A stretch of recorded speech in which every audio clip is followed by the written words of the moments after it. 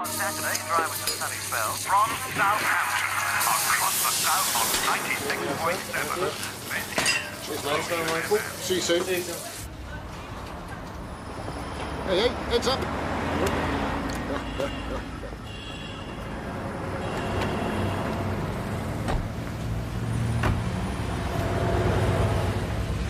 Oh, God, I put gherkin in that. I hate gherkin. Take it out then. Well, that's not going to work, is it? There's gherkin in it now. The whole burger's now going to taste of gherkin, so you've ruined that. You can't ruin food like that. It's rubbish to start with. Now, have you ever had a real burger? With lean mince, onion, Tabasco, fresh sage. All you eat is junk. Yeah, well, I like junk. It suits me. All right? Lima Tango 459. Lima Tango 459. Yeah, we've had this woman on the phone, Hal, 2211 Road. Said something about chicken legs on the floor and she wants a police officer to pick them up. Oh, really? Is this a wind-up? Could be. Well, look, can't you get a uniform to do it? It's on your way home, Hal. Sort it out for us, eh? You're the cookery expert. OK, I'll do it. Now, put him over here. I'll do this. Get away from the smell of that. You can finish my coffee. Lovely. See you tomorrow. Yeah. All right. Have a Cheers. nice night. Mm.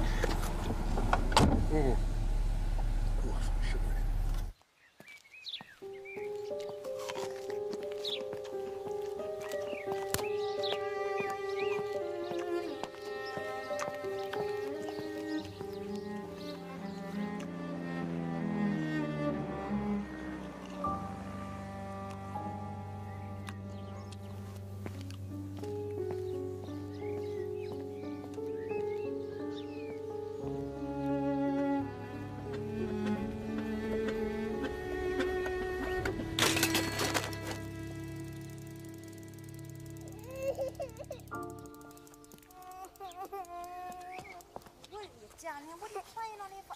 Sit down, Pam. Look at you.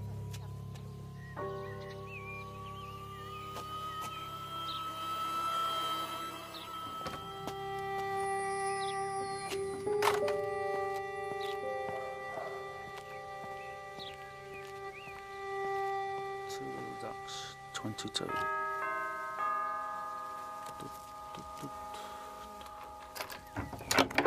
Detective Sergeant Hawksley. Thank you. I want you to help me in the kitchen. With what?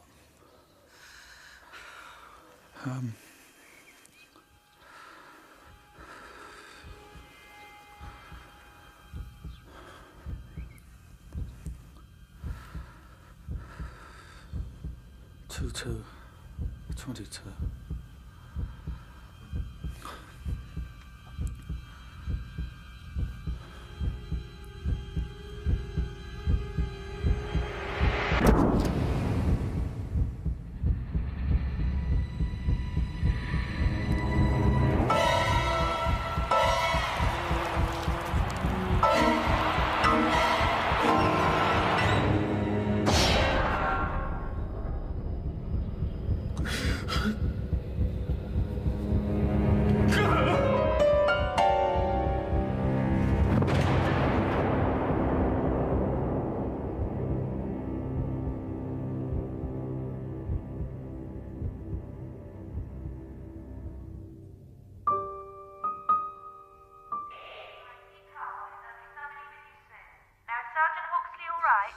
He just fell over. I didn't do anything. Look, please, come quickly over. Try to keep calm. There'll be somebody with you any minute. Olive. He shouldn't have come alone. I won't hurt you.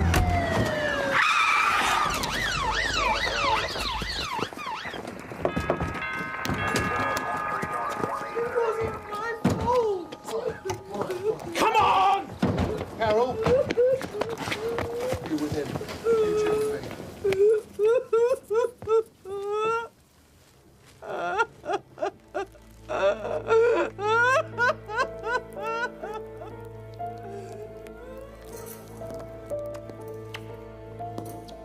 Olive Martin.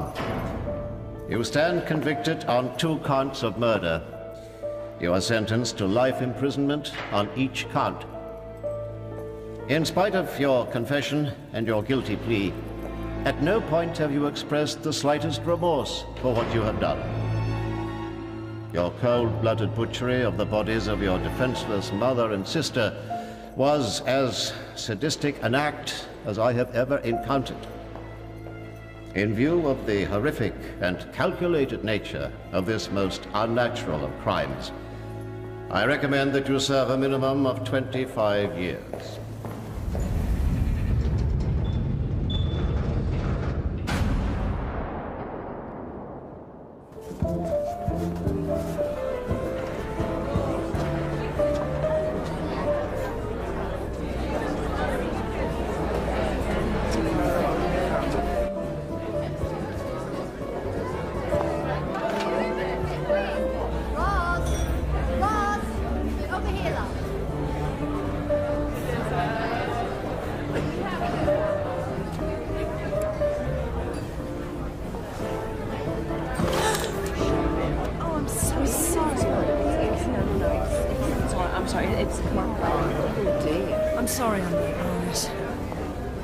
There was another suicide on the Northern Line. God, people can be so bloody selfish, can't they? I just think it's terribly unhelpful to shut yourself away like this. I mean, sooner or later, life has to go on. Did you think any more about that chap I told you about? I don't need a therapist, Iris. I'm fine. You look ghastly. Thank you. Any time. Your ex not still bothering you, is he? What was it you wanted to see me about, Iris? All right, none of my business. I want a new book from you. Oh, God, I knew it shouldn't have come. I issue your royalty statements, remember? A gerbil couldn't live on what you've been earning recently.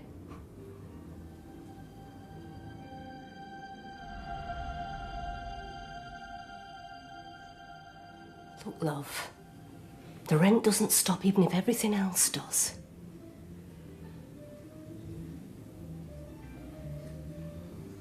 What is it?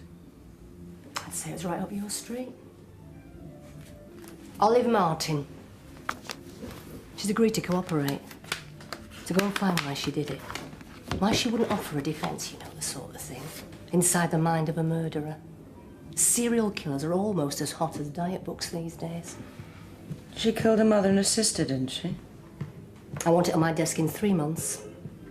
15 grand advance. If and only if I was interested, I'd need 25. 17 and a half. 20. You're on. If and only if. Hello? Yeah? Iris, appreciate it. Don't be too grateful, darling. You haven't met her yet.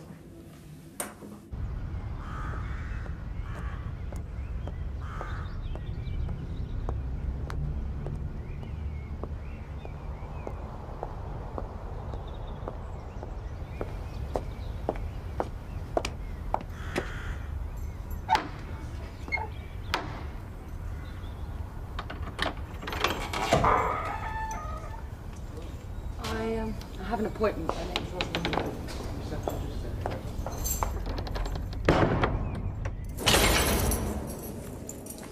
You'll be separated from her by a table. You can give her cigarettes, but don't give her anything to take back into herself. Understand? Okay. Are you sure you feel all right about being left alone with her? I think so.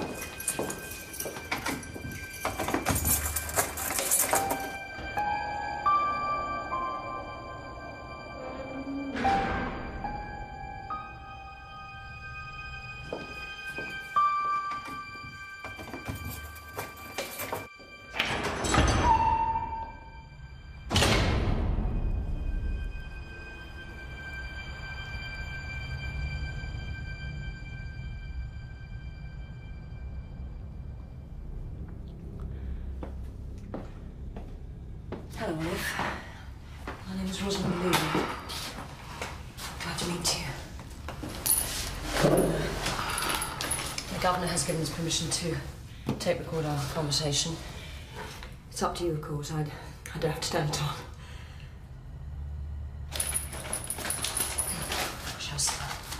Shall we begin?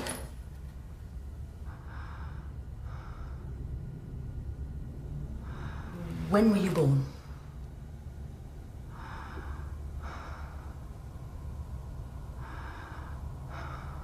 Well, I know the answer to that question. You were born on October the 6th, 1963, and your sister came along 2 years later. Were you happy about that, or would you rather have had a brother?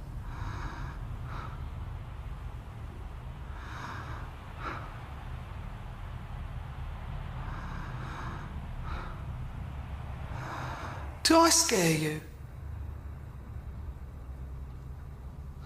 Sorry. It's all right. I'm used to it. Everyone's afraid at first. Does that upset you? Would it upset you? Yes. Well then.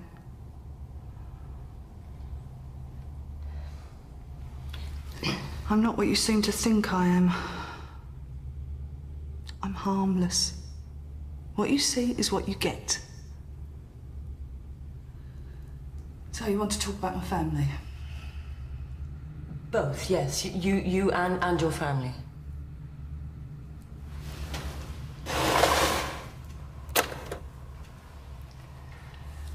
Right, did you always live at home? Let's start with my father. Right. My father, Robert, died of a heart attack 6 months ago. My little sister was called Alison. But I called her Amber. Do you know why?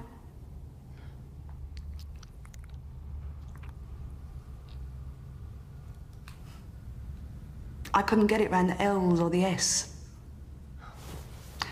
One day I took her to this beach photographer to take her photograph. He said she was the most beautiful girl he'd ever seen.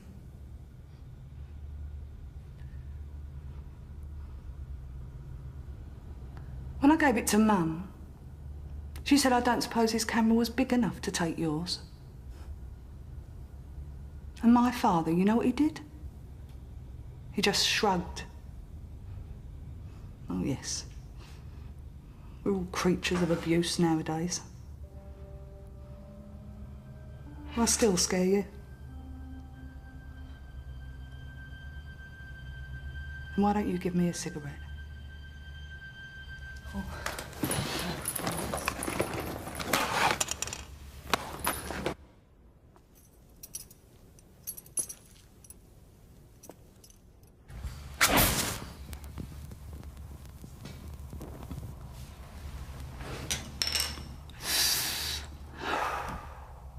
Are you married?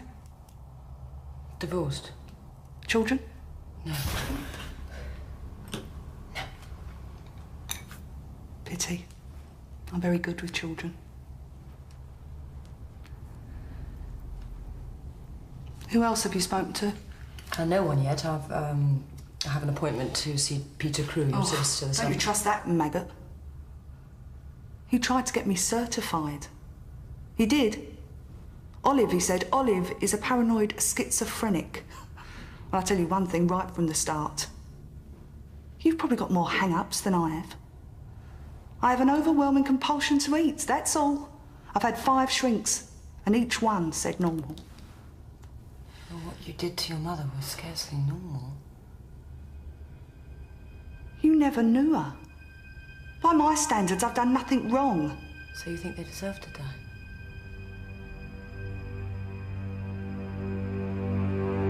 I'm ready!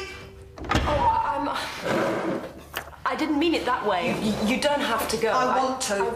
I'm sorry. I said that. See you next week, Rosalind.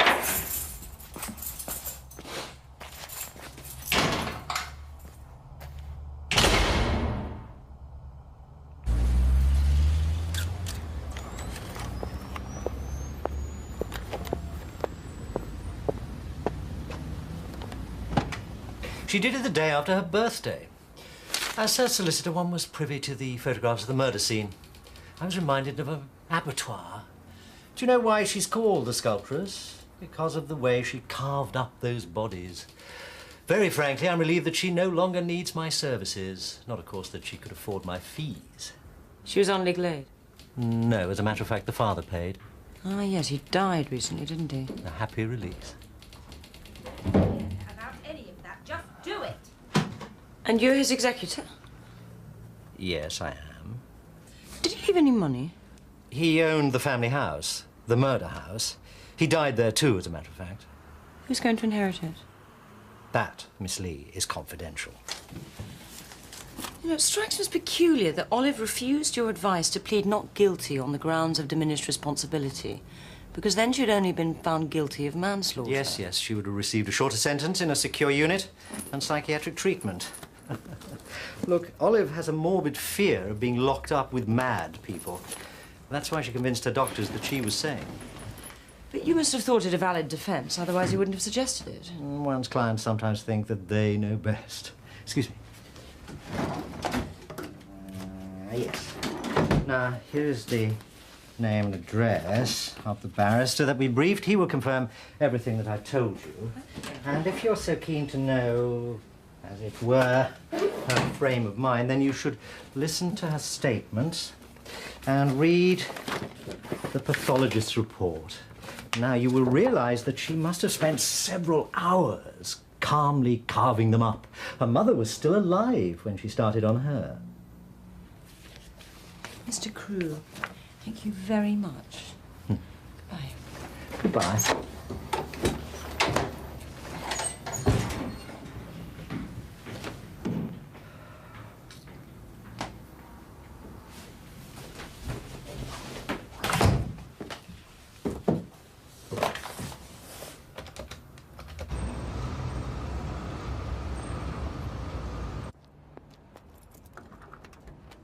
It's Peter Crewe.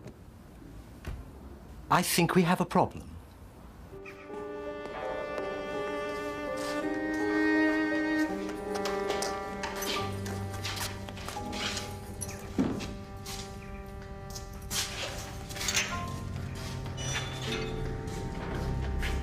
Say one for me, Sculptress.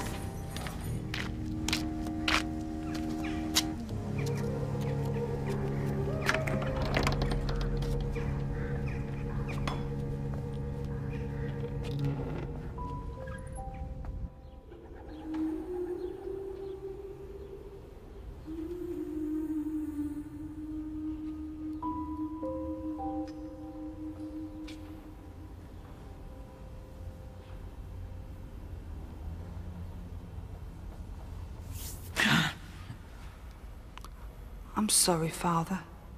Did I scare you? No, Olive, no, of course not. You're always welcome here. That's nice. I want a new diary. One of those ones with a religious quote for every day. And you shall have one. They're in the vestry.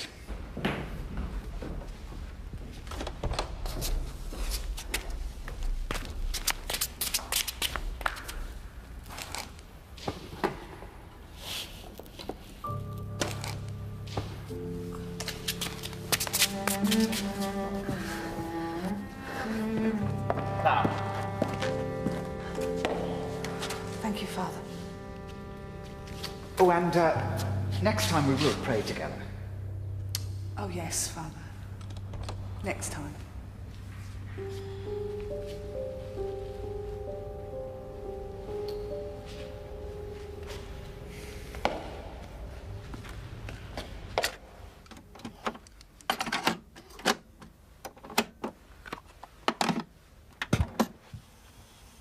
Hawksley and DC Wyatt. Also present is Peter Crewe, Miss Martin's solicitor. The time is 1800 hours on the 7th of October 1990 at Dorlington Police Station. Now tell us in your own time exactly what happened. Well, my relationship with my mother and my sister has never been close. Nothing had been planned for my birthday, and that upset me, because she'd given Amber a birthday party. What are you getting tonight? I decided to treat myself. Take a day off from work at the job centre and go to London. I asked Amber to skip work too and come with me. My mother got very angry about this and stopped her. We had an argument over breakfast and Daddy left for the office in the middle of it. My mother kept calling me names and laughing at me. She said that I was too stupid to go to London on my own. The argument became very heated after Daddy left. Her shouting gave me a headache. I hit her with the rolling pin to make her be quiet. Then I hit her again when she started howling. Amber started screaming because of what I had done, so I had to hit her too. I began to wonder if they were dead. They're very pale and hadn't moved. I know that if you hold a mirror to someone's mouth and there's no mist on it afterwards, it means they're dead. I used the mirror from my handbag. I held it to their mouths for a long time, but there was no mist, nothing. I began to get frightened and wondered how to hide the bodies. It seemed to me that if I could make them smaller, I could fit them into suitcases and carry them that way. So I used the largest of the kitchen knives and a cleaver to dismember them. I've cut chickens into portions many times. I thought it would be easy to do the same thing with them. I had to undress them to see where the joints were. I got too tired to carry on. I'd only managed to take off their heads, their legs and 3 of their arms. Then decency demanded that I rearrange them properly, but there was so much blood I couldn't tell which body was which. And they looked all right, but I must have put my mother's head on Amber's body by mistake.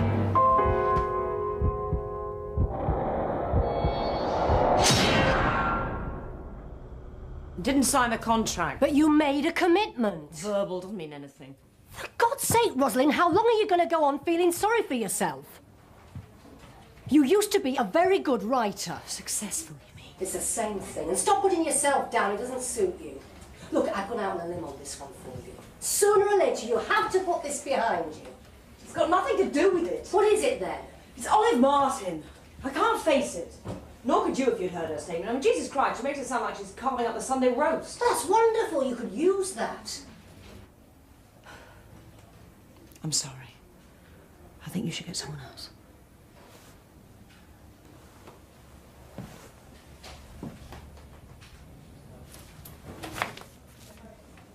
Look, Ros, take these and give her one more visit before you make a final decision.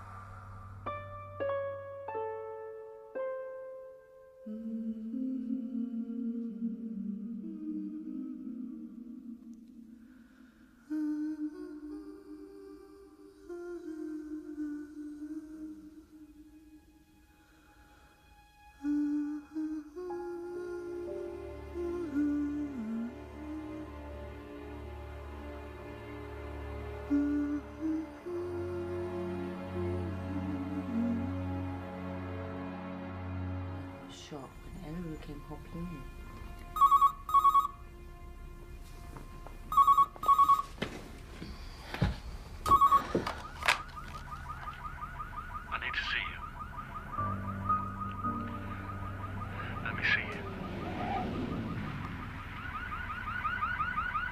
Where are you?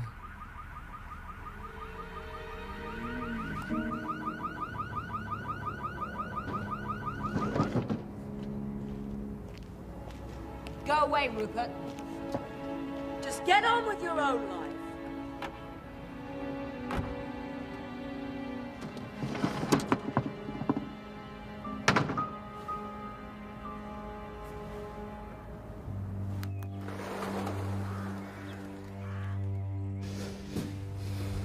I didn't think you'd come back. Neither did I. We should have a contract with each other. I mean, an understanding. Like what? You trust me and I trust you. I do. Swear in God's name. Why is it so important? When you were here last time, and you heard me say that I'm good with children, you flinched.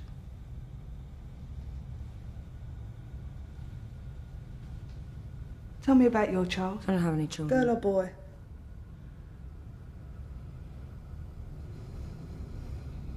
Girl.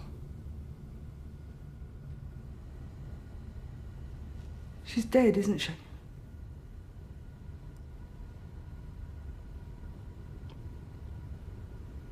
Show me a photograph, Rosalind.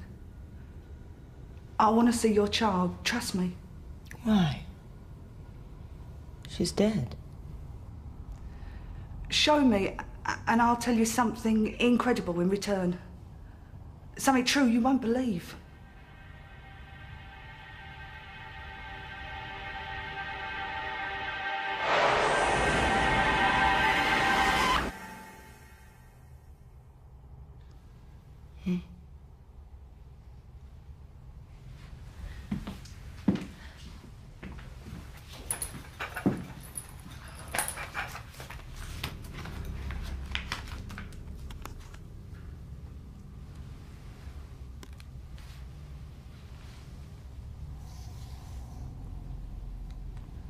Tell me about her.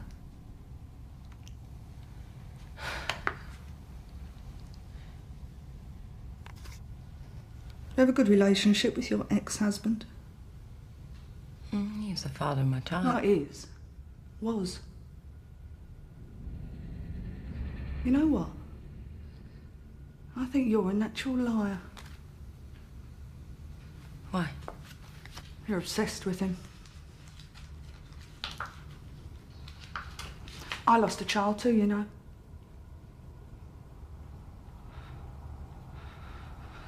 Amber got pregnant at 13. She was allowed to have her baby. When the same thing happened to me, my mother forced me to have an abortion. They flushed my baby down the sink. Was that what your father wanted? It's hard to know what he wanted. I often wondered if he knew himself. He was weak. Weak-willed and weak-minded. And your mother? My mother led me by the nose all the way to the clinic. She butchered my baby. That's why you killed her?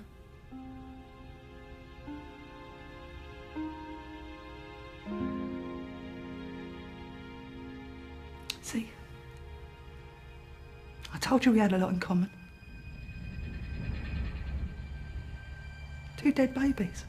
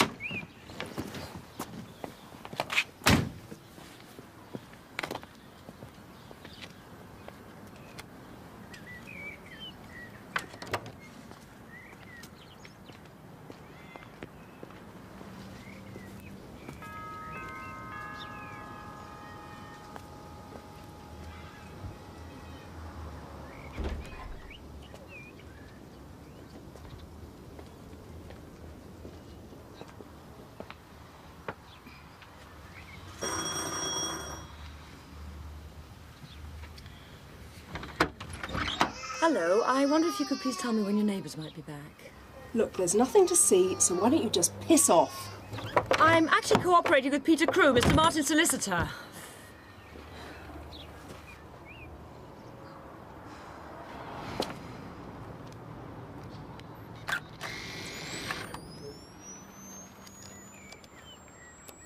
Want to know about the murder house, do we, eh? Come in, come in. Oh, the kettle's just boiled. Would you care for a nice cup of tea? Oh, only if you have one.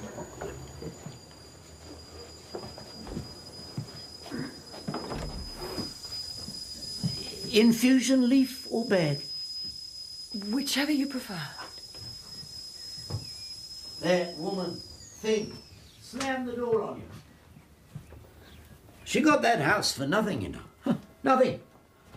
I overheard you tell her that you come from Mr. Crewe. One of my boys does work for him. Important security stuff. Yes, I'm just doing some follow-up case research. Did you know the Martins well? Well, we were good neighbours. And the girls? Oh, yeah. I suppose you know that Amber had a baby. My wife spotted she was expecting straight away. A boy, signed for adoption at birth. I suppose he'll get the lot now. What? Well, all old Bob Martin's money. He must have been worth a fair bit at the end, considering how lucky he was with those stocks. A fair bit. Would I be right in guessing around the $500,000 mark? You might. Of course. You'll have to find him if he's going to inherit. Yes, we're looking for him right now. Can't be easy. Family name of Brown. Must be plenty of those in Australia, eh? What was Amber like? Amber? Oh, she was a sweet girl. Convent educated by the nuns. They taught her all the facts. Except, of course, the facts of life. Speaking as a family man myself, it was Bob Martin I felt most sorry for. Really? Well, you see, he had no one to talk to, except Ted Clark, the neighbours next door. Yeah, Bob and him, they were very close, like brothers. And then one day, Ted and his wife, they just upped and left. You see, it's a terrible thing to find you living next door to a house of a double murder. Yes, I suppose there was a lot of gossip at the time. And for a long time afterwards. Some people say Olive didn't do it, but it was the father even. Can you believe? I reckon the police thought that for a while, but then finally they realised it was Olive had done it. Did you ever wonder why? Well, maybe she was jealous of Amber. Then, of course, the mother, Gwen, she was heavy on the drink, and there was talk that she drove Olive to it. What with her and Mrs. Clark, I used to think my wife was the only sane person in this road. Oh, God bless her. Mrs. Clark? Hygiene mad she was. Used to walk around in nothing but an overall. No undies even. In case she spread germs, I suppose. Do you know where they moved to? Oh, no idea. I reckon I was Bob Martin's only friend by the end. I was the first to realise something was wrong when I saw those bottles outside. Look, I got some cuttings here. What are they? Ah, yeah, look. You like to look over those for a bit, and I could, I tell you what, I could make us a nice peanut butter sandwich. Olive was often greedy, deceitful, girls. Sometimes cruel, but she loved her little sister without reserve. It was her best quality. I've never seen such affection between sisters. Olive was always at her side. No jealousy then? None that I could see.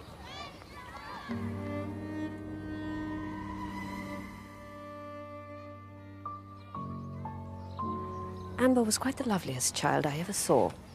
Everyone adored her. But I always felt that Olive was overprotective of her. It was as if Olive stepped in to protect others from Amber as much as the other way round. Sorry, I don't understand. As I said, Amber was a very beautiful girl. But the face is not always the mirror of the soul, is it? And you're saying that Amber was badly behaved? Well, nothing so definite. I am saying that her beauty may have blinded people to her real qualities. And of course, the same could be true of Olive in reverse.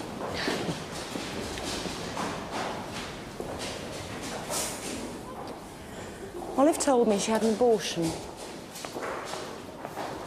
I did hear a rumor. If it were true, it would be tragic. But one never knew whether Olive was telling the truth she lied about so much. And sometimes, of course, she liked to shock people. How did you find her? She's very bright. Oh, yes.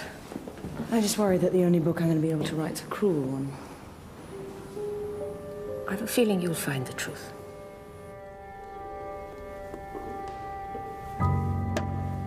You must try to accept God's grace into your life, Olive. Try to think of God as the loving gardener of paradise. Contemplate the plants, the flowers, the beauty of life. It's no use, Father. I only understand the real world. Because that's all that's ever been offered you. But there is so much more.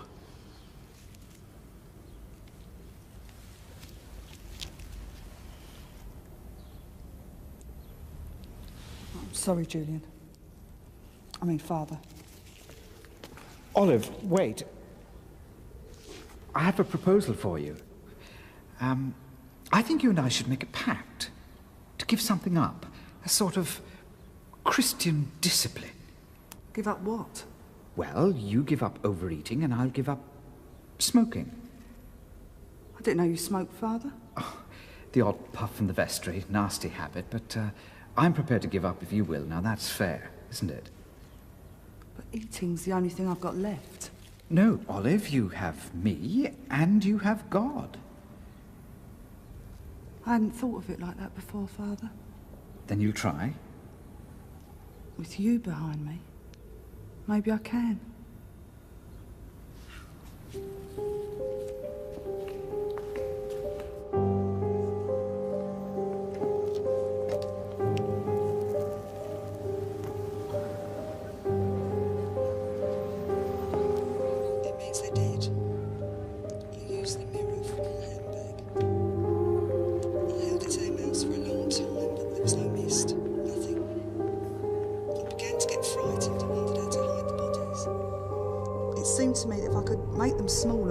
Fit them into suitcases and carry them that way.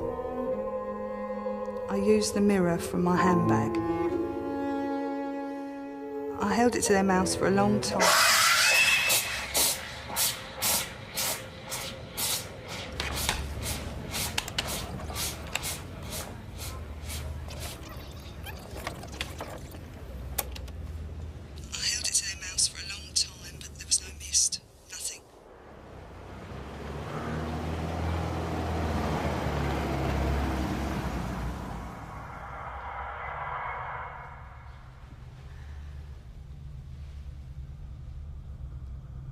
They're good, aren't they? Yeah, they're very good.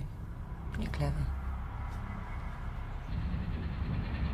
Do what I want or I'll stick pins in you. Only joking. I failed my O-level in voodoo anyway. Tell me about Sergeant Hawksley, the policeman who arrested you.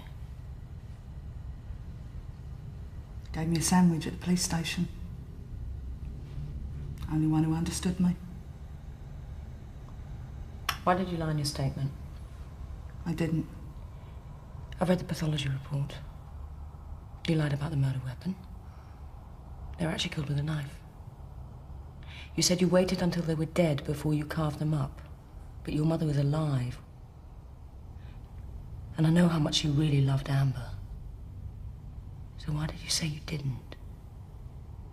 You tell me. You didn't do it, did you, Olive? Did you?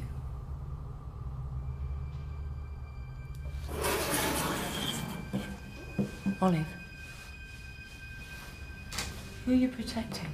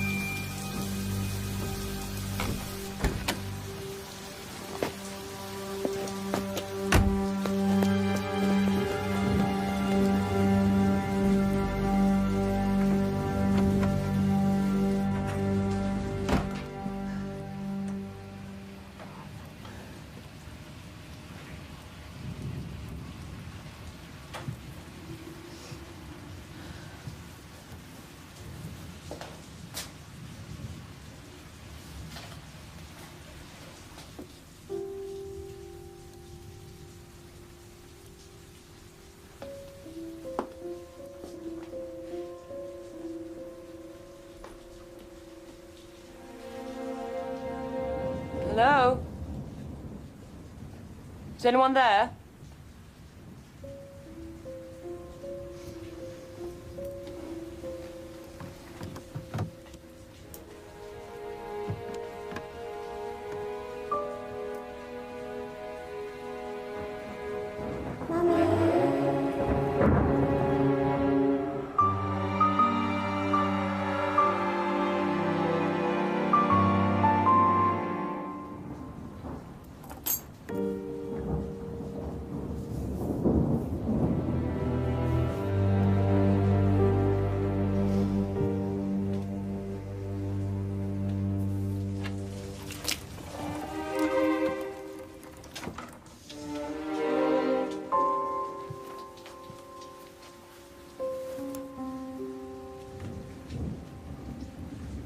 Table for one, is it? I'm sorry. No, I'm not eating. I'm looking for... Are you Detective Sergeant Hawksley? Who wants to know? Oh, I've got a card in here somewhere.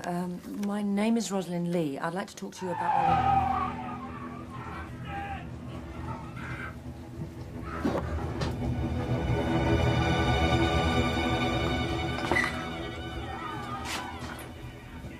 What's going on? Quiet.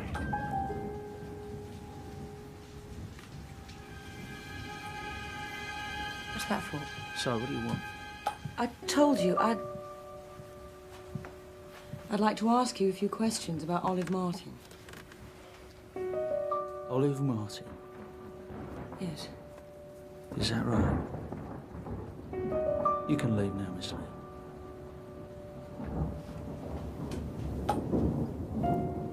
Miss Lee.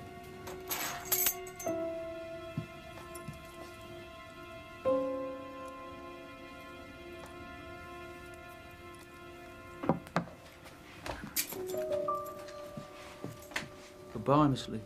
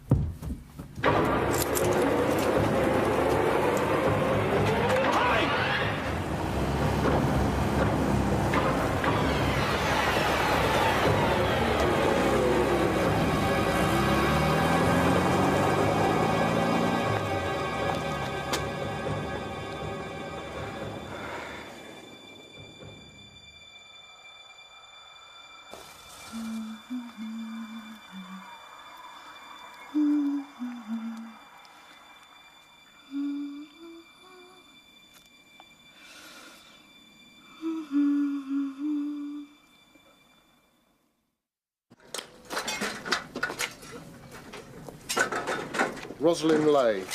Lee? Lee. Yeah, and? I want to know if she's got anything to do with it. She's been snooping about asking questions about Olive Martin. It's too well timed. Not a great believer in coincidences. Just check out to see if anything comes up on her, yeah? Yeah, sure. So, you all right? Yeah. Fine, you know. So, there's... Sally, she's good, she's good. Well, that's good. She, looking after you? Yeah, the best, you know. Well, you should come over, maybe one night. Absolutely, I'll sort a day out with her. Look, I'll give you a buzz over this, eh?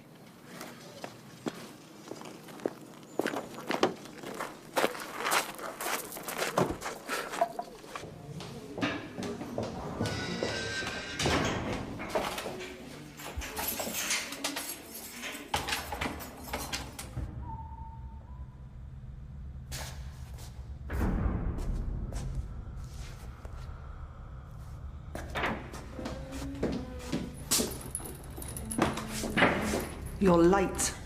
What kept you? Your ex-husband?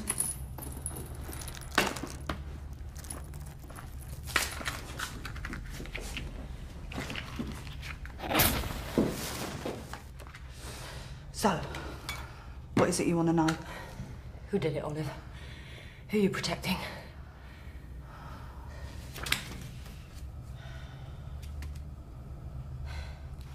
Okay. Suppose you know your father left all his money to Amber's baby. Do you know that my father never visited me here once?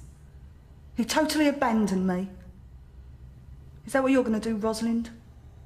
Drop me when you've got enough? No, I won't.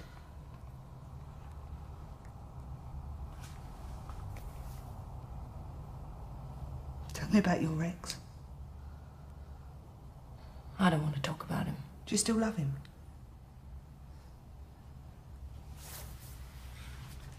You've been hurting for months, haven't you? Is it because he left you? No.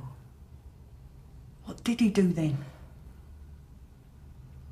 If I tell you, you'll say I'm wrong to hate him, and I need to hate him. Sometimes I think it's the only thing that's keeping me alive. I understand that, Rosalind. You loved him once. I don't remember now. You must have done. You can't hate what you've never loved. Not really, not passionately. Real hate is like real love. It consumes you. It's an obsession. I know about obsession.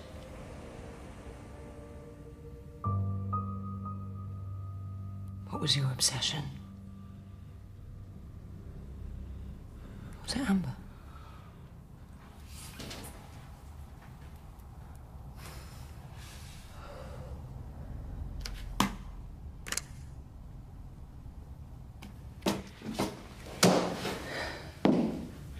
You know, I don't have to write this book. Would that matter? It might upset you if we stop now. I don't know if I want to write it. What would make you want to write it? Perhaps if you told me who you're protecting. Oh, no. No, not good enough. You've got to trust me first, and when you do...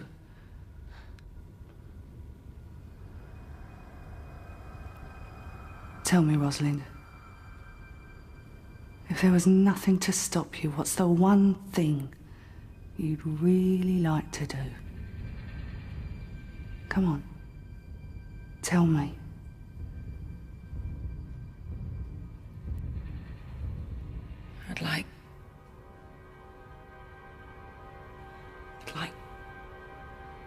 I'd like to kill him.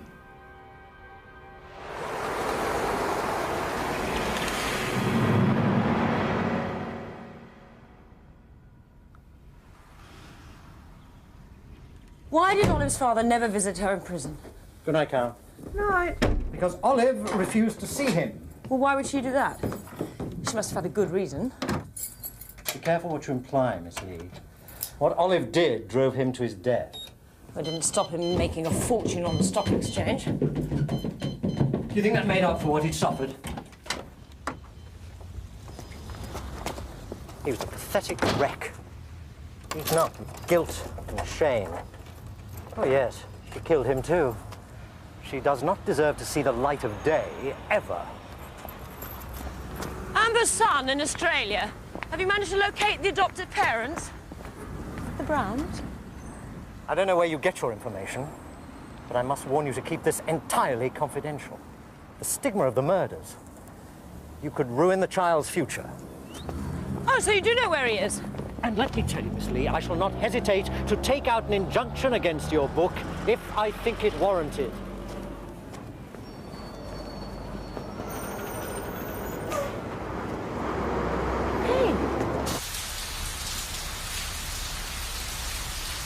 That Lee woman, she's on the level. She's a looker, too. Well, you didn't have to go and read her bloody books. I didn't. It's one of Sally's. Since when has Sally been reading books like this?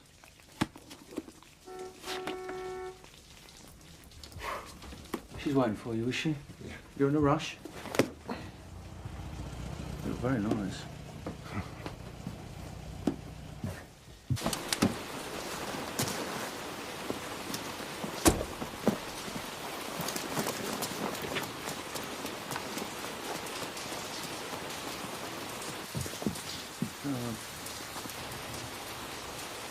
Hi. Hi, hello.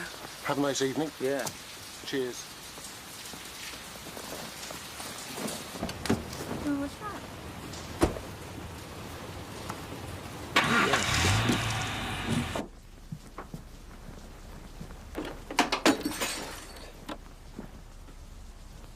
What was all that about? What was all what about? Hmm. It's my ex-wife. Ah. So, what do you want? What I wanted last time. Olive Martha. Mm-hmm. Sorry. Nothing to say. Well, maybe you can explain why I was nearly killed by a runaway car last night. You were just in the wrong place at the wrong time. It's nothing to do with you. That's comforting. Look, I was going to have another glass of wine. Would you like to join me?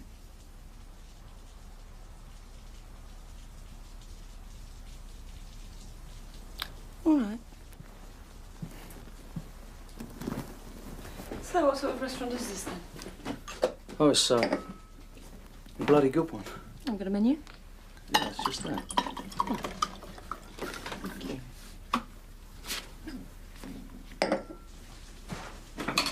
Well? I don't get it. You should be packed out. Do me a favour. If you liked it, tell your friends.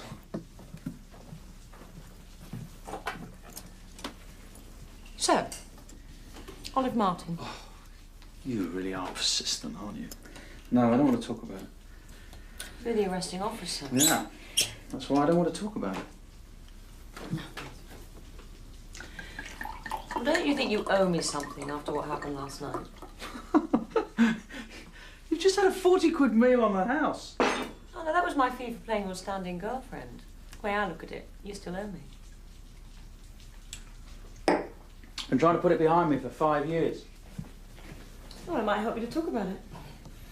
That's what they all say when they want to hear the juicy details. Look, I'm writing a book about the case, and I want to be fair. I'd like your cooperation. I don't think Olive did it. I think she's innocent.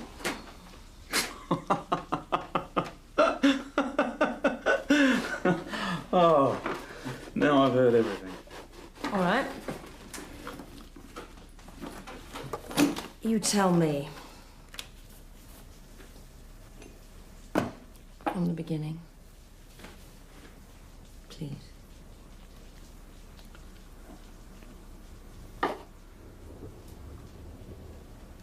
I spent 2 hours in that kitchen with the pathologist trying to work out the order of events from blood splashes on the table, floor, and kitchen units. And I remember thinking, this woman is completely insane. But do you know when I knew for sure?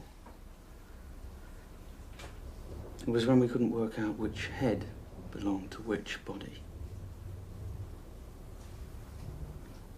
Later on, when her father came to the station, I was the one that had to tell him that his wife and daughter had been murdered and that we had reason to believe Olive was responsible. Did you ever consider the possibility that it might have been the father? For a brief time, yes. And? Well, we toyed with the idea that he'd murdered his wife and daughter before he went to work and that then maybe Olive had carved the bodies up, but it never ended up. He had no motive, had a cast-iron alibi. He was at the office all day, and a neighbour had seen his wife and daughter wave to him as he left for work. He was whiter than white. Olive removed her victim's clothes so that it was easier for her to cut through their bone joints. Afterwards, she burnt the clothes. It was as cold-blooded as that.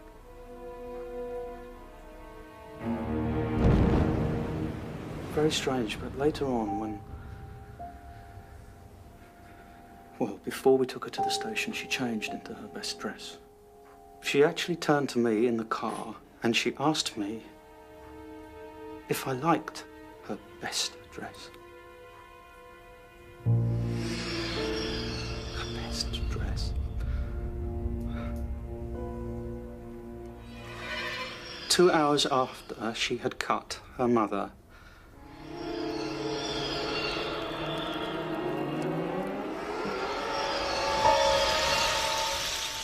and her sister to pieces.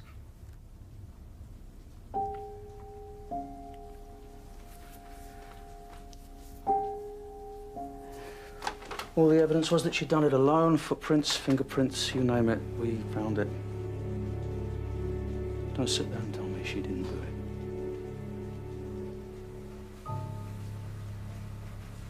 I've talked to her. I don't believe she's a murderer. You've got a lot of experience with murderers, then.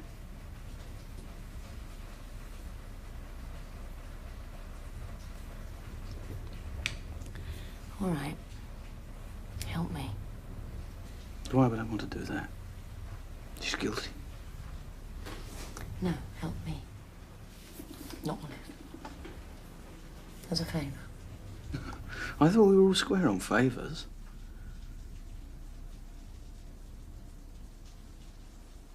You're the only person that thinks she's innocent, including Olive herself.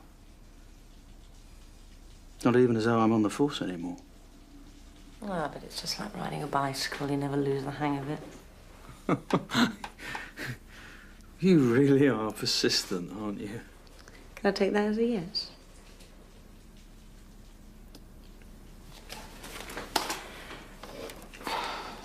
Well, thank you for a great meal. My pleasure.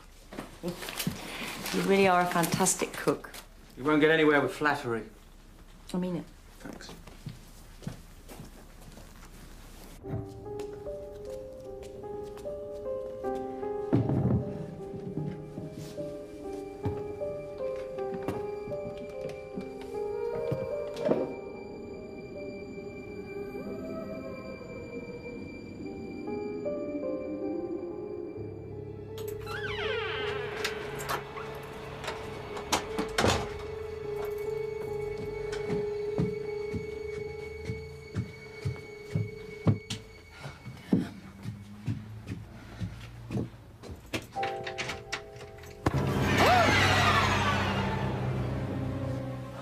Oh, my God, Rupert, what are you doing here? You don't reply to my letters. You don't take my call. I had to come. Did you? Get out of here. Go home, sleep it off. Please, Rose. Too close to get home. Tell what's her name, you know, your girlfriend. Tell her to come collect you. She won't come. Sam's sick. I'll call a cab. Please, Rose. Why won't you bloody talk to me?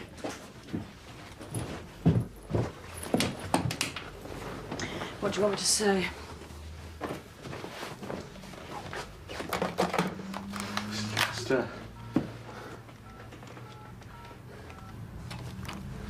sorry. Oh, well, that's all right, then. You're sorry. Alice is dead and you're sorry. Well, fair enough. Yeah, can I please have a taxi to Crouch End? She's my daughter, too. Well, it didn't take you long to get over her, did it? Well, I worked it out. You impregnated your precious Jessica about a week after the accident. Tell me, is your new son a suitable replacement for our dead daughter? Shit, you really know how to twist a knife, don't you? Does he laugh like her? Does he wait by the door for you to come home pissed and hug your knees and say, Mummy, Mummy, Daddy's home? Is he everything like Alice was and more? Or is he nothing like her and that's why you have to get drunk and weep every night? Shut up! Because every time you look at him, you think about what you destroyed. He's a baby, for Christ's sake! You're jealous. Jesus. You're bloody jealous. Jealous?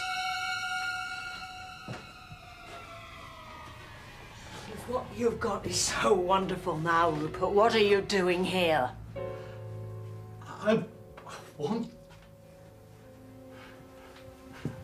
want you to...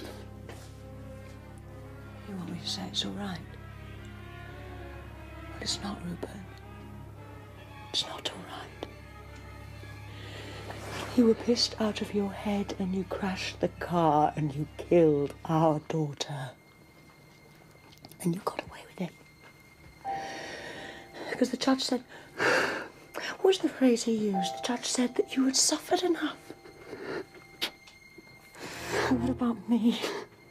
What about my suffering? My only crime was to let my cheap, promiscuous husband see his daughter.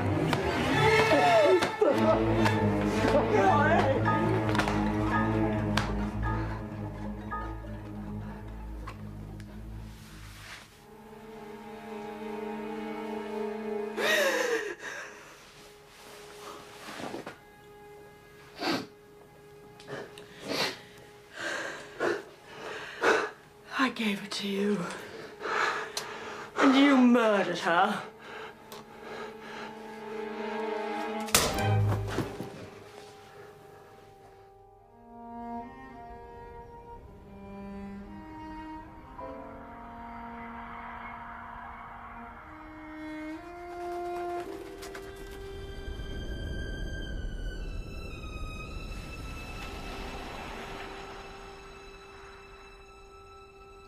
I was going to kill you. Oh, we should have had this out a long time ago. It was an accident. I know. I should have checked she was strapped in. You should never have been driving. I'm sorry.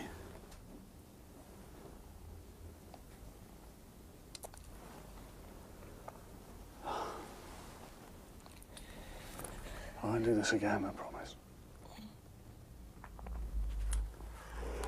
What am I going to do now? What am I going to do? Go home.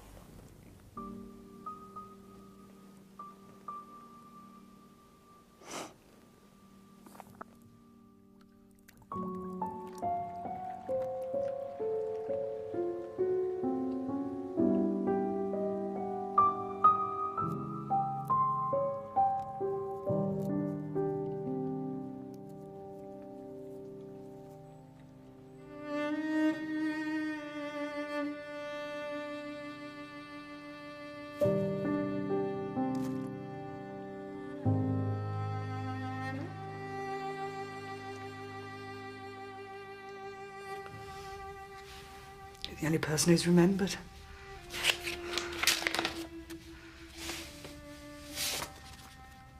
It's lovely. I must be the only person in the whole world who has a reason to forget her birthday. My birthday's the reminder that I hate myself.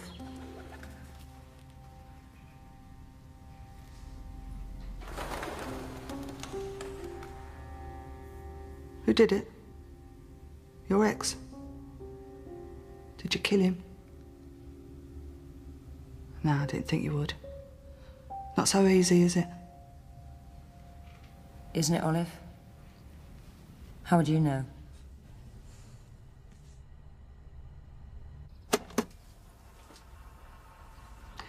One day I took her to this beach photographer to take her photograph. He said she was the most beautiful girl he'd ever seen. And my father, you know what he did? He just shrugged. Oh, yes. We're all creatures of abuse nowadays.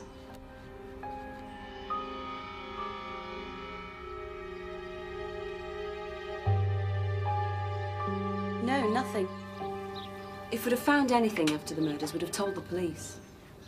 Do you mind if I come in? Thank you.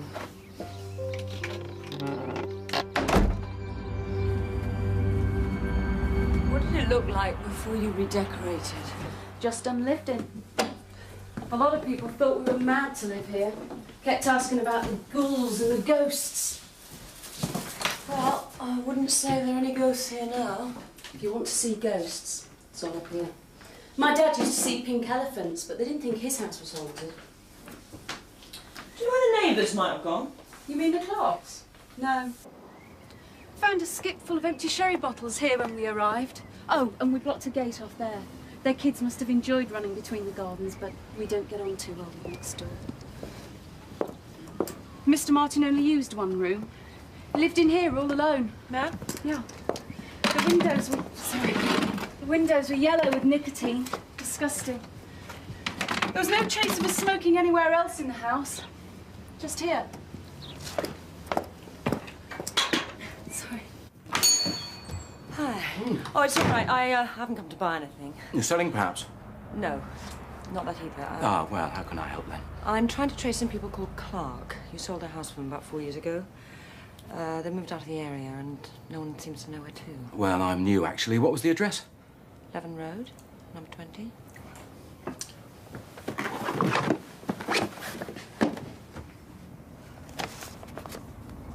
Why not take a look at these as you're here? See if I can't tempt you. All right. Oh, that's different.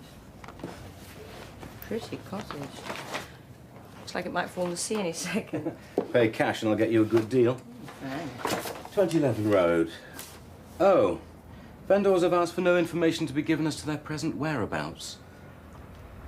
Oh, well, I'm sure they wouldn't mind if... Sorry. No can do.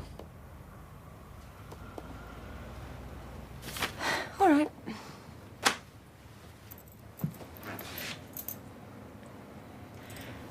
Supposing I asked you to make an appointment for me to see this cottage, using that telephone over there, while I stayed here and looked at the detail. I could, but I'd take it very badly if you failed to keep your appointment. If I say I'm going to do something, I always do it. Thank you.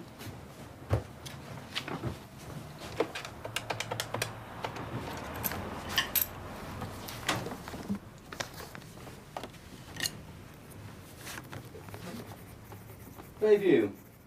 Viewing sometime Wednesday.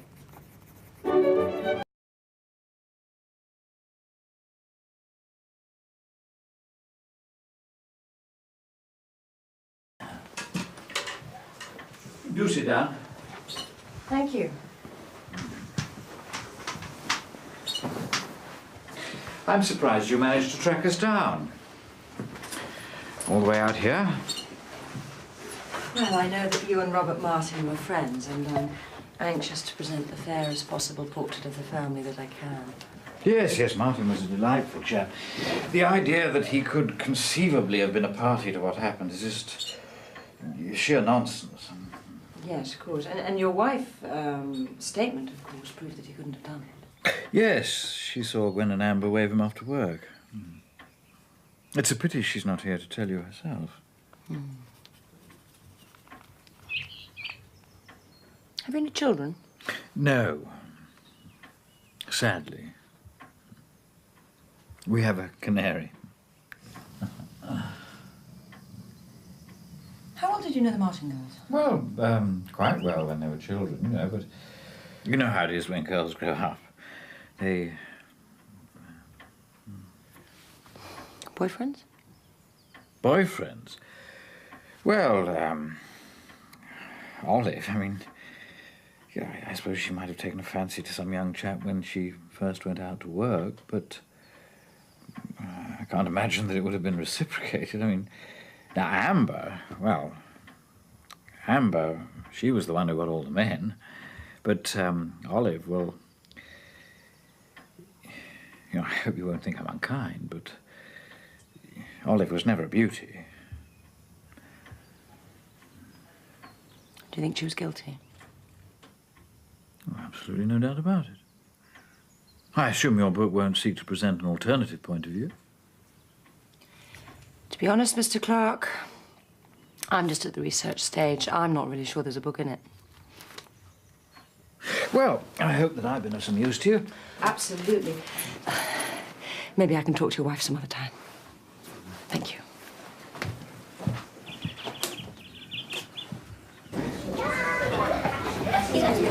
Mrs. Lily Taylor. When did you last? Excuse me, Mrs. Taylor. Take a number. I was just wondering if I could... Excuse me, do you mind? When did you last?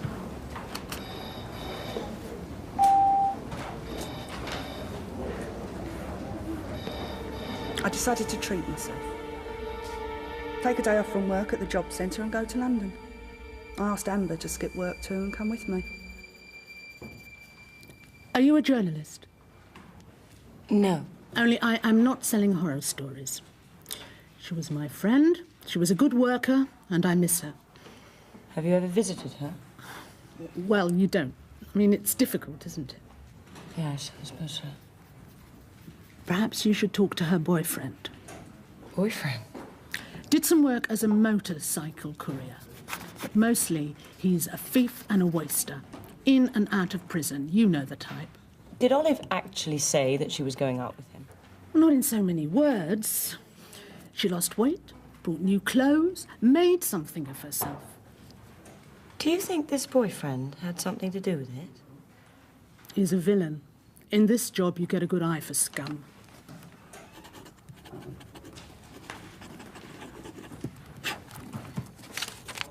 Bad lad, bad family. Merciful and ever-loving Father, Almighty God, look kindly on thy faithful servant, Olive, and the beauty of her soul. Amen. Do you really mean that, Father? I wish you'd call me Julian. Everyone else does. I prefer the formality of correct address, Father. Mean what? About my soul being beautiful. Of course. I like that. I want to be beautiful. I was speaking metaphysically, of course. Oh, metaphysically. None of us are beyond redemption, Olive. We all have the chance to wipe the slate clean in the eyes of God.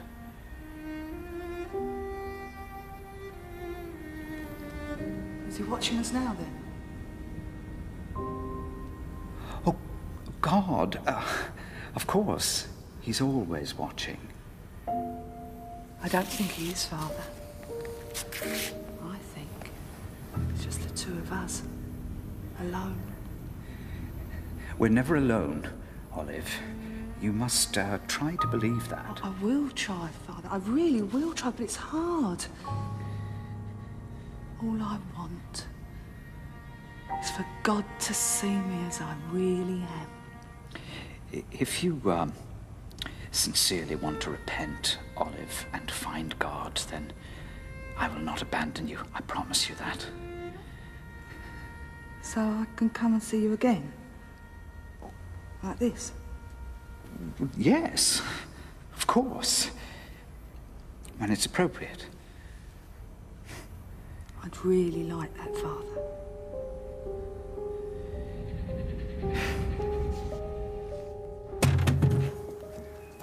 Ah, Rosalind Lee, the human boomerang. She just keeps coming back. Oh, open house, very stylish. You know, there's something about a favourite restaurant. Oh, I can see why this place is so popular. Give me a hand with that box, will you, please? Oh, son. All right, if Olive didn't do it, why did she confess? Well, police are good at getting confessions, aren't they? Oh, yes, right. We beat it out of her. No, I tell a lie. I forged her signature after writing the confession myself. I forgot for a second. Well, I'm just exploring possible scenarios. Yeah, the enlightened liberal position. If in doubt, blame the police. Listen, we couldn't shut her up.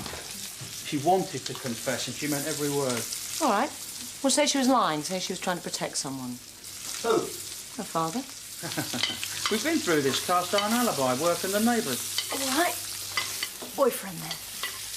You're clutching at straws. You really believe that Olive Martin had a boyfriend? I know she did. Gary O'Brien, a local biker. Gary? He's just a hooligan and he certainly wouldn't have the courage to kill anyone, let alone dismember them afterwards. And with due respect, he wouldn't look twice at Olive Martin. Oh, I found out about her abortion, which is something you and your highly trained colleagues failed to establish. Olive told you that? How do you know she was telling the truth then, but lying when she confessed? Eh? You're guessing. Truth lies within a little uncertain compass, but error is immense. Stenciled on my desk when I was a policeman. Who knows why people tell lies? I think I know when someone's telling me the truth. Listen. There's something else I want to talk to you about. The first time you came here, yeah, I felt there was something between us. Something special. God, I had no idea. Didn't you?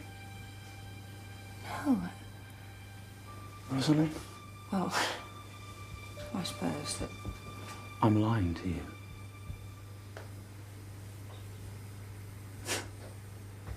You see? You had no idea I was winding you up.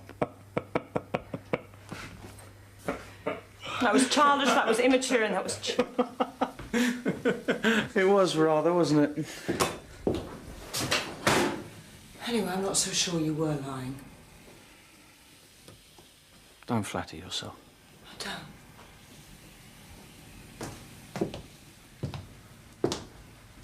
You're the expert on lies.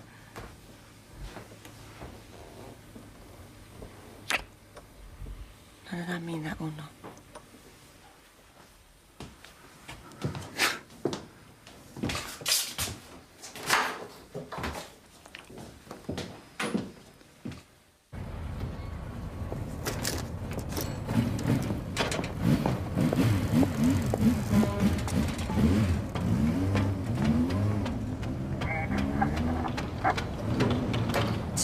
Two five. Yeah, you want to go to Hasler's? Contact Joy. She'll give you a Cuckoo Bushes and a Southampton. Roger Dodge. Sorry, no more deliveries today, love. I'm looking for a Gary O'Brien. I understand he might work here. No, he doesn't. Well, do you know where I might be able to contact him? Nope. You see, I'm a writer, and I'm doing a bit of background research on an Olive Martin. What, who killed her mother and her sister? That's right. I understand she used to be one of Gary's girlfriends. No, no way. Oh, so you knew her then? The lady looking for me, Marnie? No, Mr. Whelan. She's an old friend. Popped in to see if I've time for a drink on the way home. Fine. Well, you two carry on. I'll look up. You, didn't forget to send someone to Hasler's? Eddie went, last drop. No.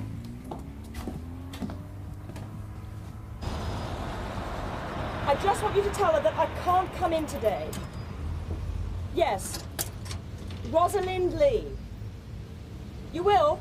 Yeah, I'll make sure she gets it, no problem. Thank you. Thanks, bye.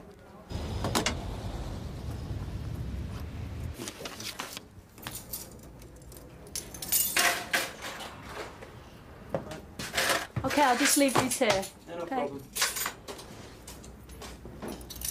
Thanks.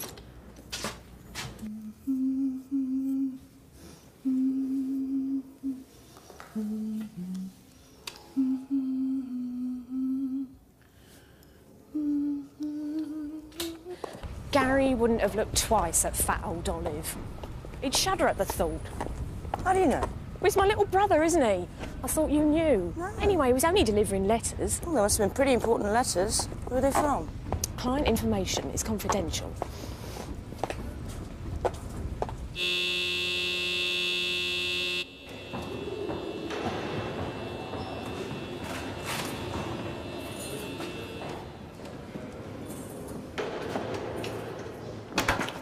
What time is it?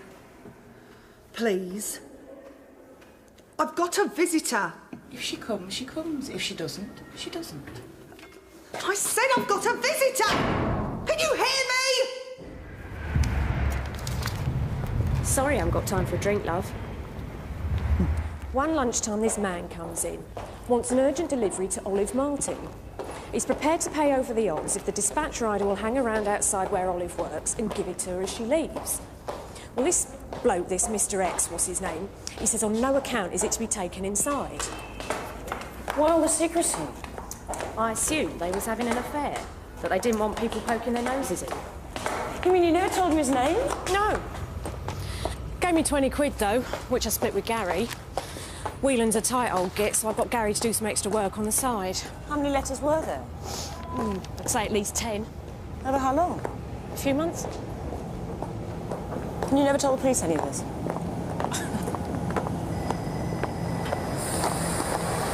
So what did he look like? Sorry, love, you've had your money's worth. Well, how old was he? Do you want me to tell your boss you're on the fiddle? He was about 50, clean cut. Smelt like an ashtray. Not much hair. Short, tall? Oh, everyone's tall to me, love. Would you recognise him from a photograph? So you know him? I think I do.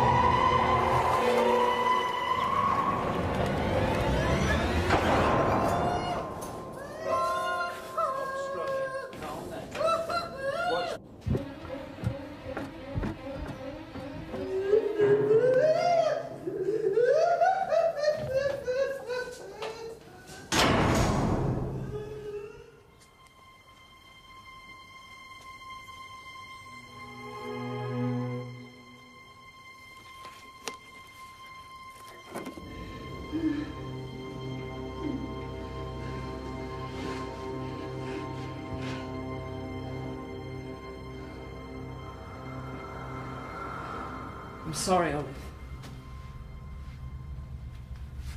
I mean it. You are the most two-faced person I've ever met.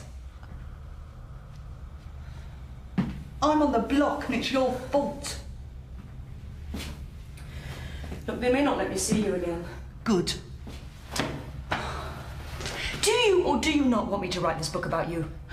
You owe it to me to give me a straight answer. I don't owe you anything. Olive, please. I need to understand. I need to understand about you and your father. There isn't anything to understand. Not even that he was your lover and you're protecting him. My what? Olive, sit down.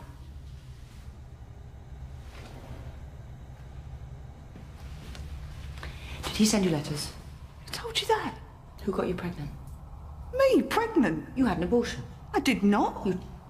Then why did you say you did? I lied. Why? Because I wanted people to think. What?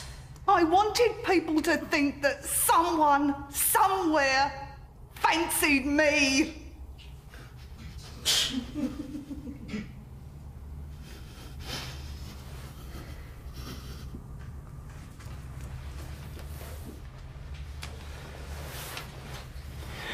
Olive, did your father get you pregnant?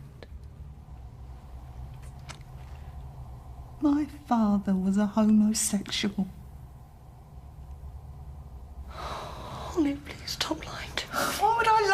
him about my dad being queer. Go and ask Mr. Clark what they used to do to each other in the back room.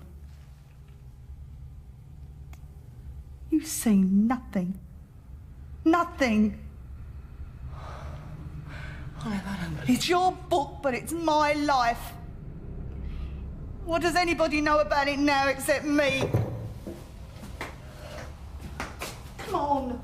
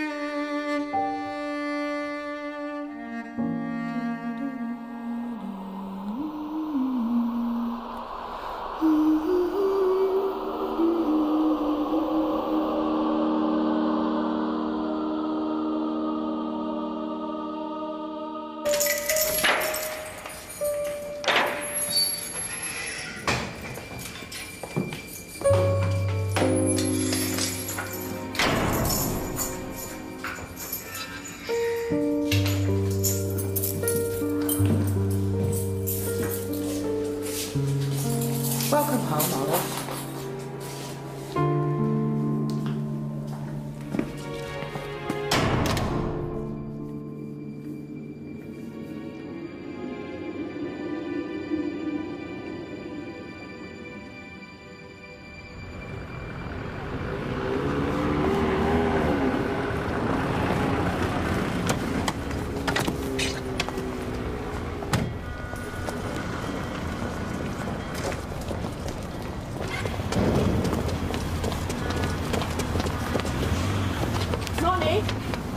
We're not open yet. We're sorry, but you didn't call. Did you get the facts? No, what facts? Of the photo. No. Is this what you're looking for? New business, Marnie? Personal matter, Mr. Whelan. Ah, Reggie Whelan, Managing Director. We can deliver anything. No dawdling with Dawlingtons, that's our motto. How very clever. Oh, Marnie keeps us all on our toes here, you know.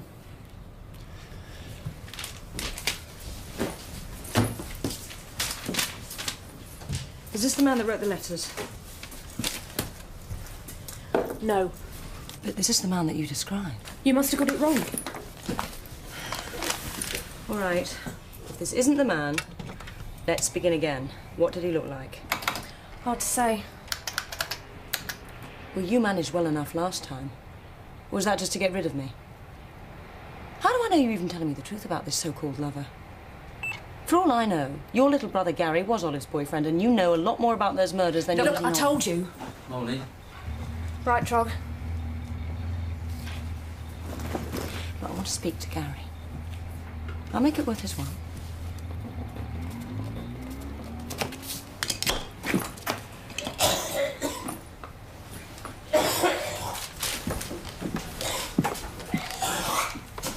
Oh, don't do that.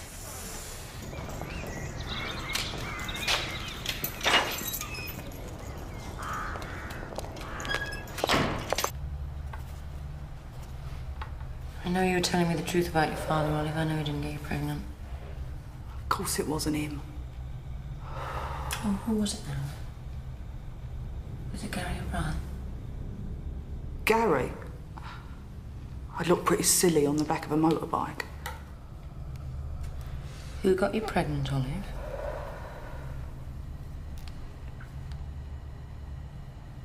I came back. Doesn't that mean anything? It's a start. You said that your father and Mr. Clark were lovers. Was that true? I remember him sneaking through the garden gate like a naughty schoolboy, stealing apples from a neighbour's garden. Then he'd closet himself for hours and hours with Dad. I didn't know. Actually, I didn't care very much at the time what they were getting up to. I just thought they were two blokes together having fun. Now we know what kind of fun.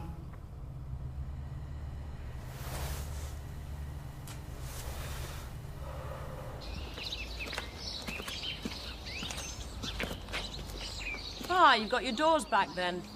For now. I wonder if you could do me a favour. Yeah? Is there any way you can get your hands on copies of the crime scene photos? Yeah, I probably could. Well, I'm not sure I want to. But if it's important to you, I'll ask Jeff Wyatt. He owes me a few favours. Oh, thank you. To be honest, I don't get it. I mean, why spend all this energy on a monster like Olive Martin? Why the crusade? I mean, haven't you got a life of your own to live? No. To be honest, I haven't really. Would you walk down into the dining room for me, please?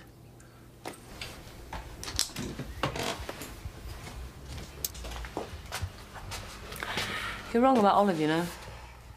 Convince me. All right. Robert Martin was a homosexual. He was having an affair with his neighbour, Mr. Clarke.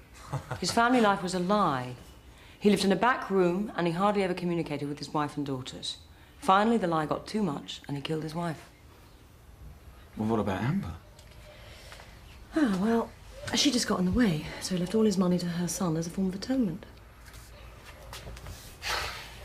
And Olive? Well, she wasn't there. She stayed the night with a boyfriend. She came back, she saw the body, she realised what Daddy had done, confessed to cover up for him. The way you do in those situations. Excuse me. What about his alibi? Mrs. Clarke? Yeah. I think she's hiding something. Why? Well, maybe she knew about the affair. Maybe she didn't want it to get out. Must admit it's possible. Yeah. I'll grant you that. So you believe me? Not for a second. You know your problem, Hal? What? You're an incurable cynic. Not a cynic, a realist. So you're not going to help me then? Huh? I never said that. All right. You can start now. What with, the Clarks? No. I want you to come down the coast with me. What's at the coast? A beautiful little house overlooking the sea. I made a promise to go and see it. You're buying a house? No. It's very beautiful. And I'm a bit of an impulse buyer. I don't trust myself. And you want a killjoy along for the ride?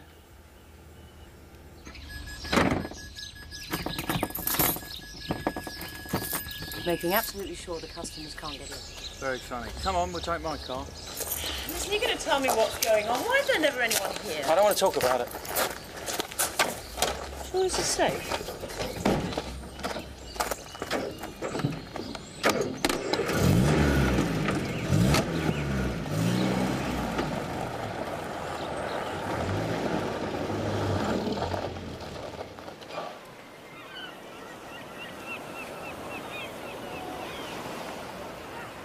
It's wonderful.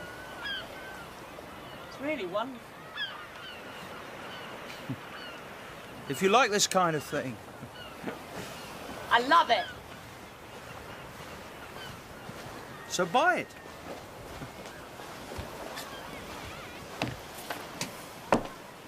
You're supposed to be putting me off. Anyway, I can't really afford it. Beautiful though it is. Well, I suppose I can with a divorce settlement. You never told me you were divorced. You never asked. Kids? Nope. Me neither. Oh.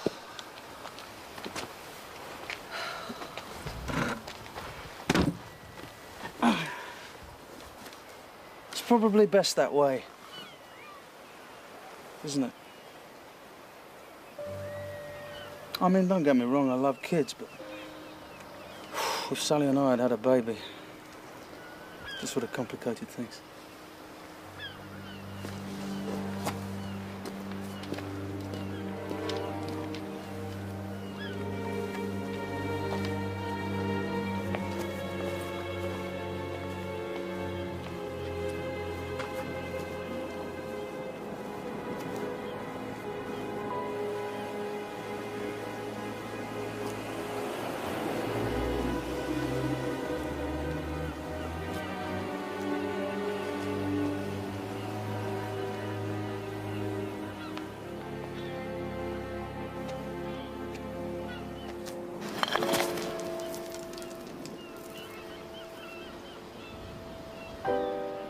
You're too near the edge.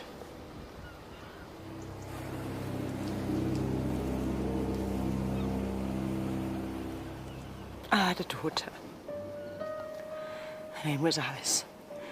She died in a car crash. She was 6. I'm sorry. We don't really know anything about each other, do we? The only thing we have in common is Olive. At least you've done something useful, then.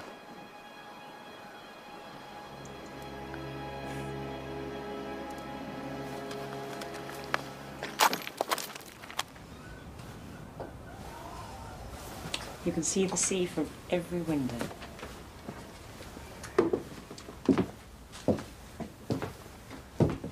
Oh.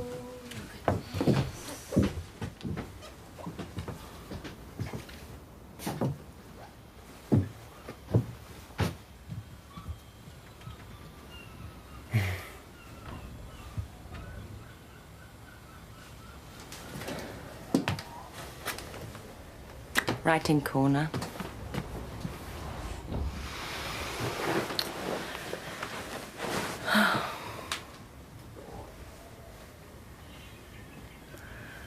Why did you leave the police, Hal? Was it really what happened in Leven Road? Well, it got pretty embarrassing having to put my head between my knees every time I saw blood after that. Maybe it was the push I needed. I'd always dreamed of opening a restaurant. After all, if I got on with it. Yeah, and you got your dream. Wow. Ah, no, the poacher hasn't always been deserted. I had a ready-made clientele, my mates from the job. I had staff. I was making money. I had this vision. Me in the kitchen, Sally out front with the customers. A perfect couple. What happened? I came home one day and she wasn't there anymore. She'd moved in with my best friend. He was my partner in the force. Turned out they'd been having an affair for 2 years. He made her feel secure. Good old Jeff. Not the type to let the odd dismembered corpse put him off his cornflakes.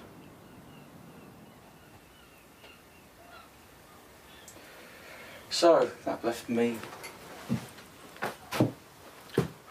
no wife, now an empty restaurant, and... Feeling sorry for yourself? No. Just... Realistic. I know.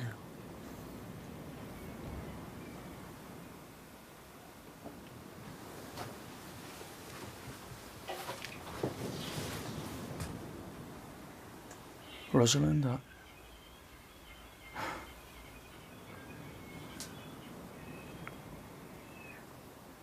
I should get back.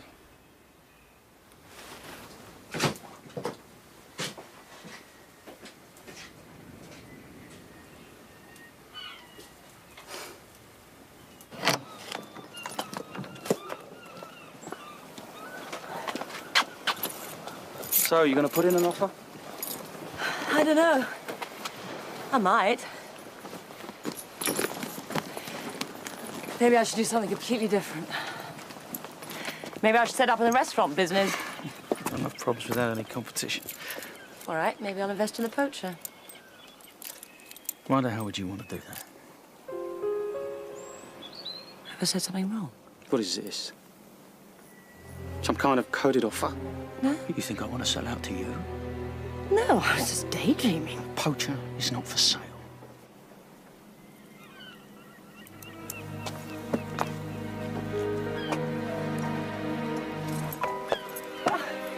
Now, since you mention it, why are you hanging on to the world's least desirable restaurant? I mean, my God, Hal, if you ever do get an offer for that place, maybe you should think about it. You didn't drag me down here to look at that house. I didn't drag you anywhere. I mean, all I said was that you know, your business is obviously failing and maybe you should, you know, sell up. And you know exactly why it's failing.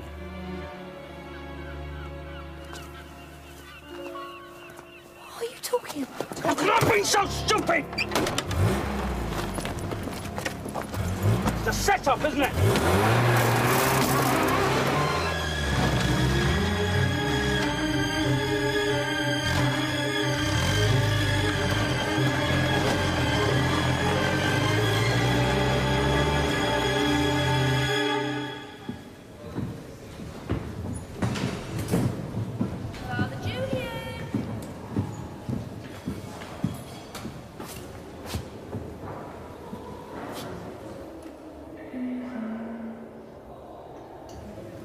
You get a reputation.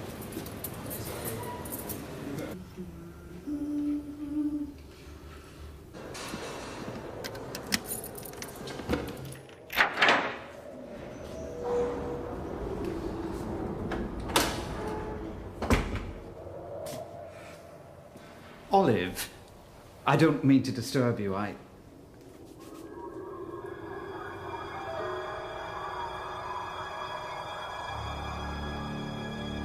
Olive, how could you?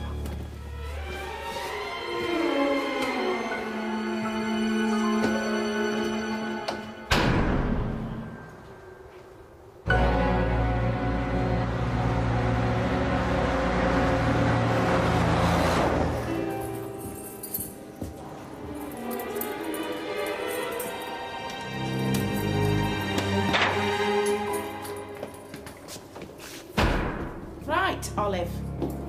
What have we got down there then, eh, Sculptress? Eh?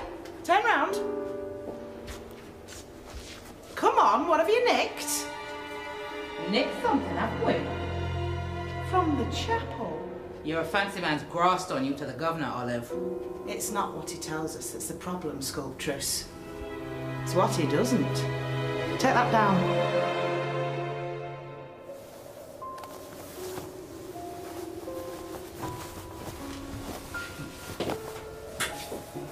Right, off.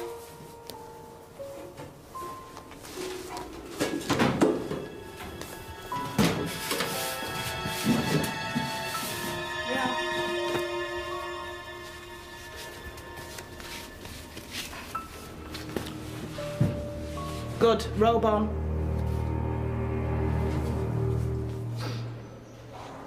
Off. No, nothing. Put it back on.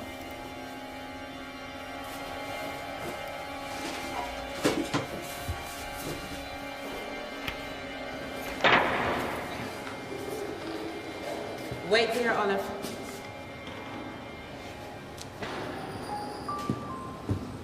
What you done now, Sculptress?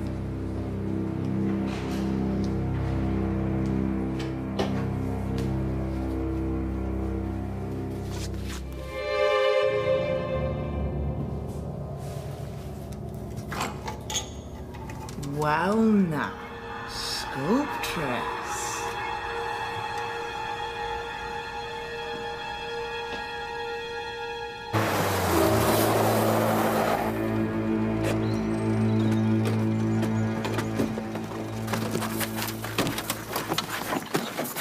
See what your pals are up to, eh? Pals, I know what you're talking about.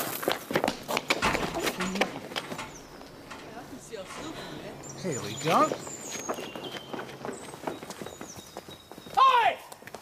What are you doing up there? Get down! Hey! Come on! Or I'll come up there and whack you one. Get out of here! Clear off! The pair of you. That bloke's a nutter. And you call Olive unbalanced. Rosalind!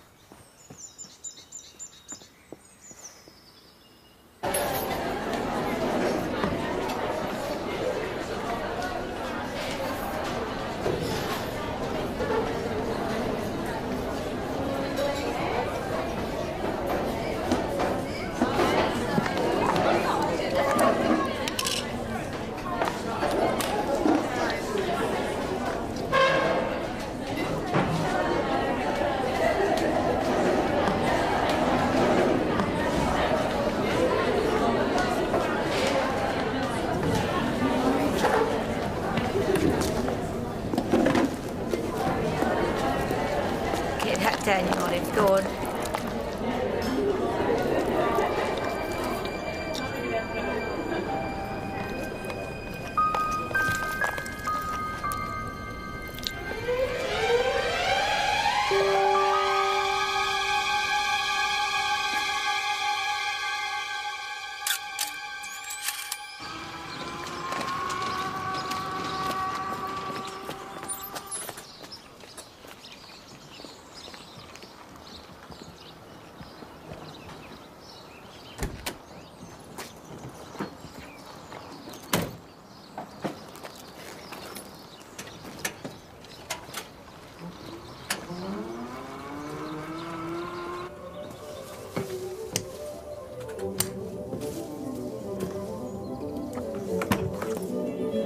Mrs. Clark, my name is Rosalind Lee. I wonder if you'd spare a moment. Not today. Thank you very much.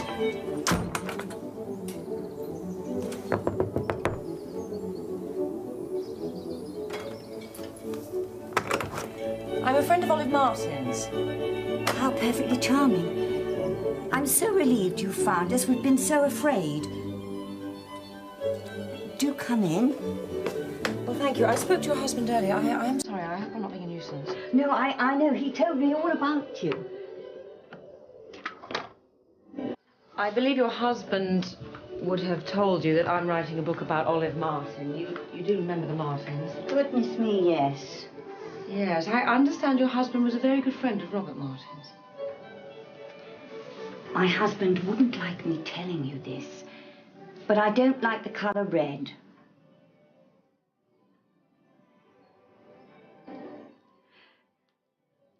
Do you know where my husband is? I imagine he's gone to the shops.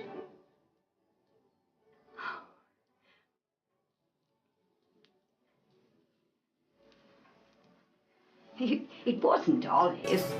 I know Olive. We used to pull Olive's pigtails at school.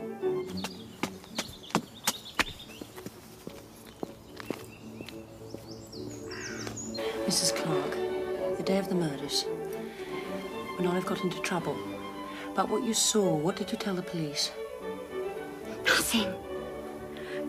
Nothing. But you said that you saw Amber and Mrs. Martin wave Mr. Martin off to work. Did I? There's so much to clean up. And I don't like the colour red. It's too much for me to do. Where was your husband?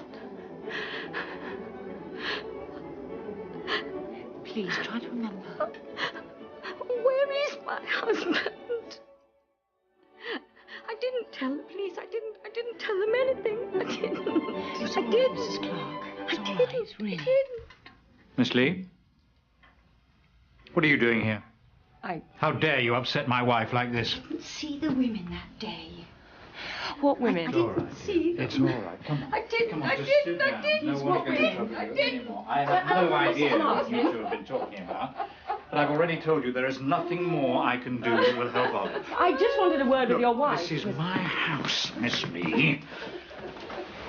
For pity's sake. Can't you see she's seen how? I know about you and Robert Martin. You know nothing. If you want to write some sick book about that bloody family, that's your business. Just leave us out of it.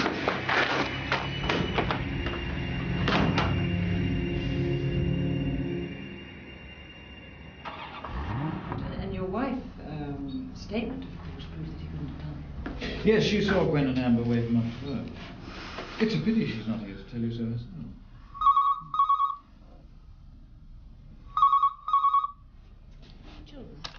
No. This is Rosalind Lee. Please leave a message at the tone or send a fax. We have a canary. Well, I've got the crime scene pictures you wanted. You can pick them up tomorrow, or, well, whenever you want. Look, there's some stuff I should have told you. I don't expect you to forgive me, but at least the way I behave might make some kind of sense.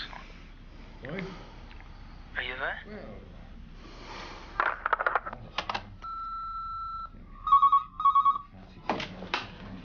Hal? It's Marnie O'Brien. Oh. Marnie. Hello. Gary will see you in the morning.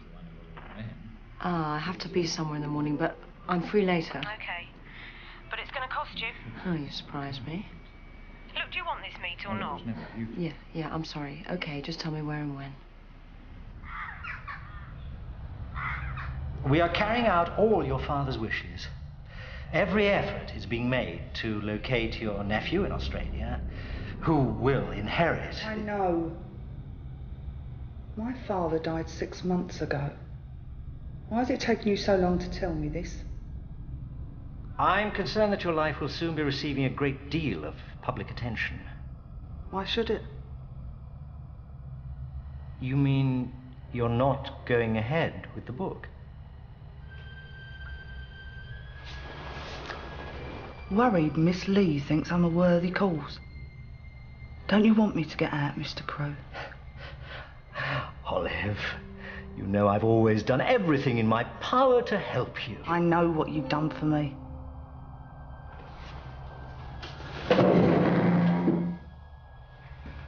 We are, of course, being careful to prevent your nephew's identity being revealed. It would be a terrible burden for him to bear the stigma of the murders throughout his life.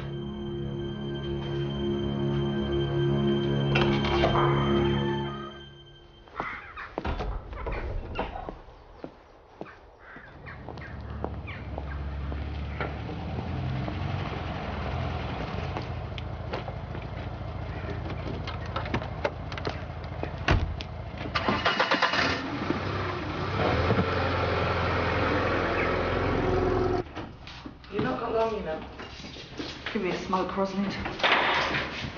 I've just seen Crew. I suspended my privileges for 2 weeks. No money, no fags. What for? Nothing. Misuse of Chaplin's property. As if they'd miss a few candles. What do Crew want? Told me my father's money will go to charity unless they find Amber's son. Not if you're proven innocent. I met Mrs. Clark. She's still potty? Still? I remember she had this thing about germs. An addiction to hoovering. One tiny speck of dust and out it came. We could hear it through the walls.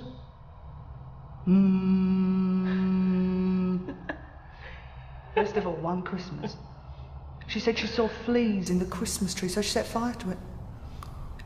Mr. Clark was afraid to leave her alone again after that. She couldn't have kids, you know. You can't seriously believe a word she said. She's mad. Yeah, but surely... She's mad. Olive, please, give me something concrete. Help me. All right. I didn't do it. Hallelujah.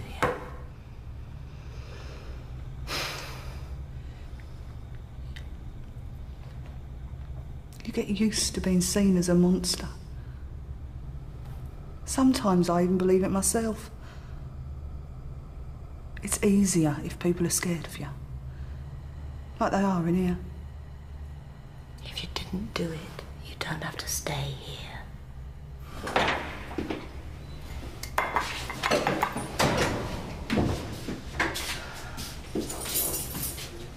You didn't lie to me.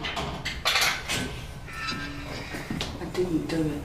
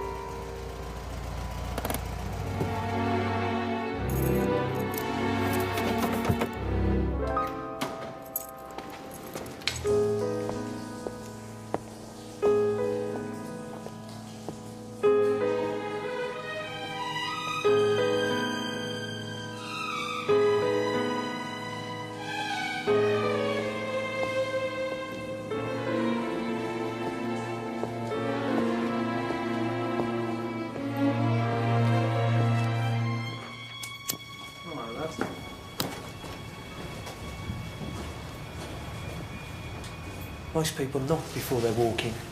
It's manners, isn't it? Fair dues, though, Gary. She was expected. Good point. I'd overlooked that. I'm in the wrong. I should apologise, shouldn't I? Now, you got to admit, that's handsome. Did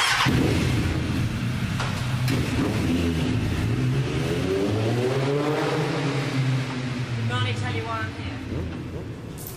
You want to chat about the lovely Olive? She broke my heart, you know. Yeah. She sat on his chest. So you did go out with Olive? Oh, yeah. All that flesh. Lovely. Could get lost in there, couldn't you?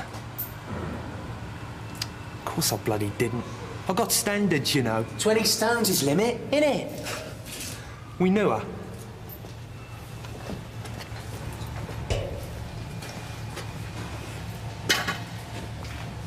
Later. I liked her myself. She was all right. She's a bit of an hippo, but pleasant with it. Sort of gentle. Yeah, bit different, Olive. Say that again. But little Amber, that was a different story. She couldn't get enough of it. You went out with Amber? Yeah. Both of you? Well, not at the same time. Not quite. No, we're not talking perverted. But little Amber liked it rough. I was shocked. I mean, surprised, you know. Well, you tell me. You look like a clever type. When a woman says no, does she really mean yes? Only Amber was always saying no, but she kept on coming back. These letters, did you ever open any of them? I might have got a look accidentally. What was in them? Romantic letters. Who are they from?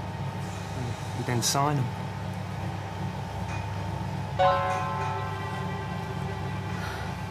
You got me in here for a laugh, didn't you? I can tell you where they went.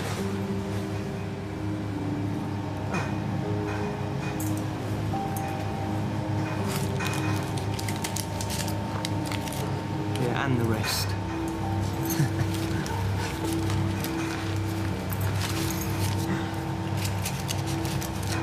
The Beachcombers Hotel, near the West Beach. Dear me, what a thought, climbing on top of that.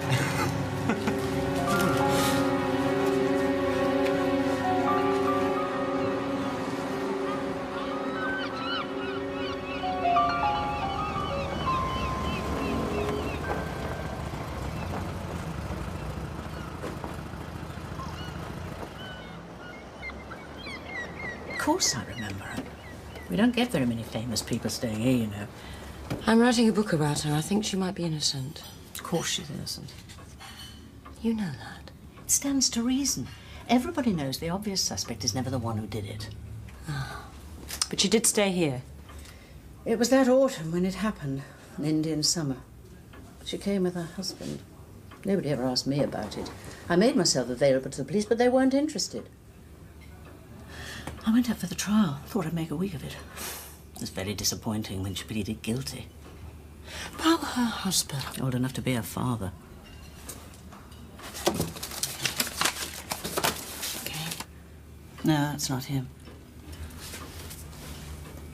Yes, yes. I thought so. Age certainly withered him, didn't it? He had more on top in those days, but there's no question that's him. Clark. You want to see the register, I expect. Oh, you're well ahead of me, Mrs. Runcorn.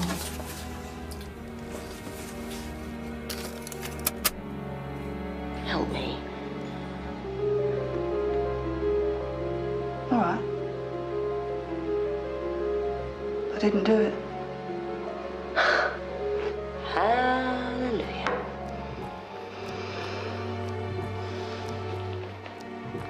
You get used to being seen as a monster.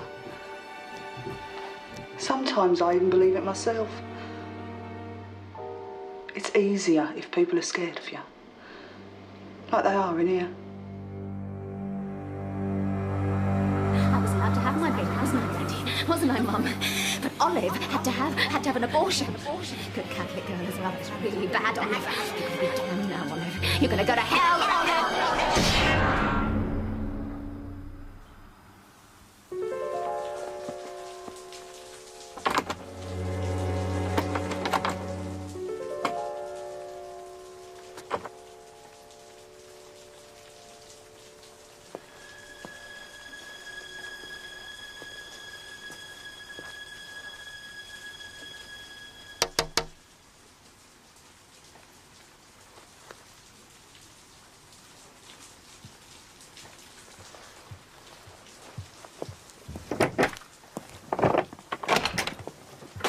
Hi.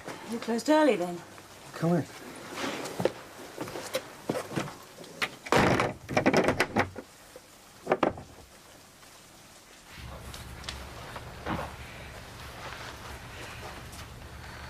I've come for the photographs. Well, I could have sent them. Well, I might have got lost in the post. Can I interest you in something to eat? No, I'm not hungry, Hal.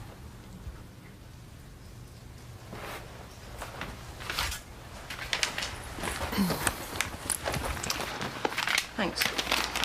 Rosa. Yeah? I owe you an explanation. Yeah, I think you do. 6 weeks ago, I was a contented chef presiding over a healthy restaurant.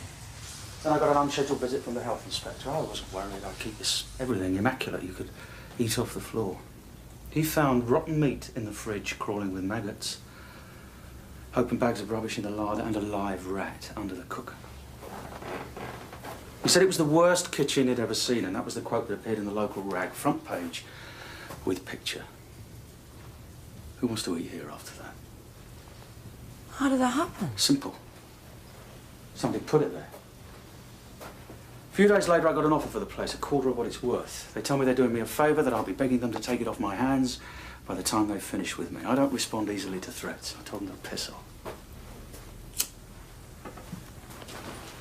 Why didn't you tell me this before? The night you arrived, they got heavy. Well, you witnessed that. I thought this is a weird coincidence. Common sense told me you had nothing to do with it, but then the other day I thought you were offering me money for the place and... And you jumped to conclusions. I wasn't thinking straight. Yeah, I noticed. So what are you going to do about it? I don't sleep. I'll wait. They obviously want this place badly. I don't know why, but they're getting desperate and maybe they'll make a mistake. How long can you hold out? Not much longer.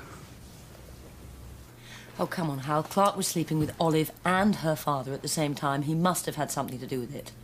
I think when Mrs. Clark made her statement to the police, she lied in order to protect him. OK, so tell me what Clark's motive was. Mrs. Clark couldn't have children. He'd lost his only chance to be a father with Olive. Martin used to be his lover. He knew how much he hated his wife, so he decided to solve all their problems with one stroke. Several strokes, actually. And see, Olive wasn't protecting her father, she was protecting her lover. Only trouble is, how do you know that Mrs. Clark actually did lie in her statement? Yeah, well, I admit that's a problem. Yeah. She's lost her mind. She's got dementia. Oh, it smells good. Nothing you've come up with will stand up in court. Yeah, I know. But admit it. Even you're beginning to have your doubts. I suppose it's just about possible that there is the tiniest chance, and I mean seriously small, that Olive Martin didn't do it. Yes. I knew you'd be impressed. Amazed would be a better word. How? Do you want to kiss me? Is that a trick question?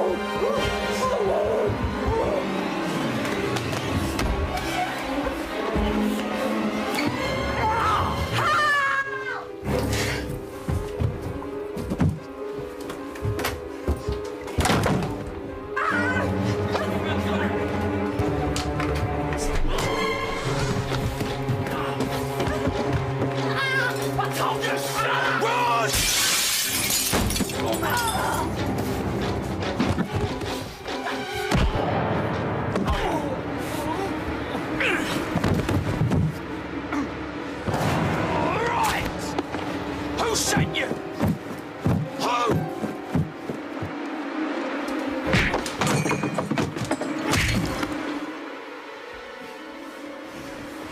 Now get up.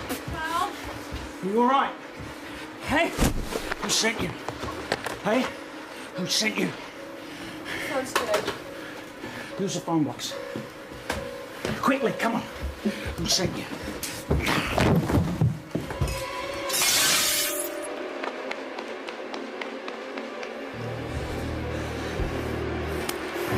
What's her name? You tell me. Who sent you? Piss off.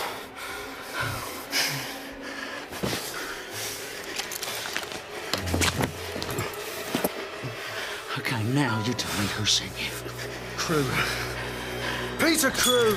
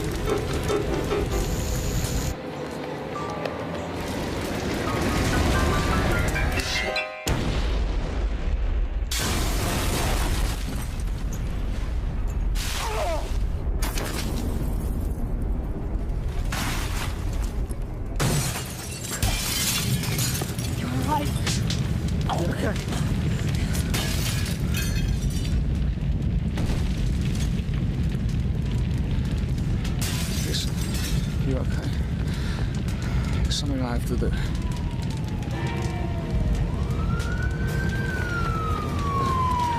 I'll call you.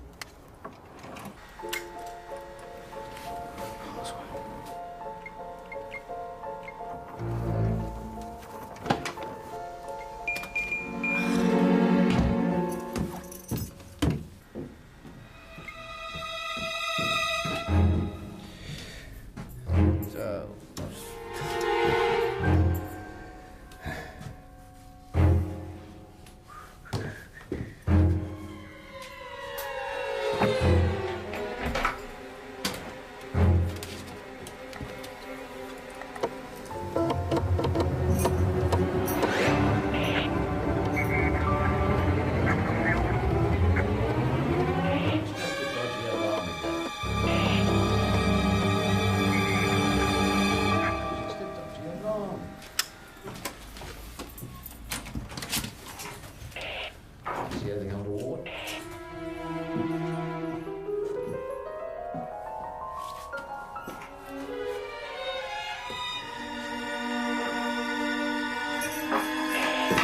Just my office to check. You're not coming back.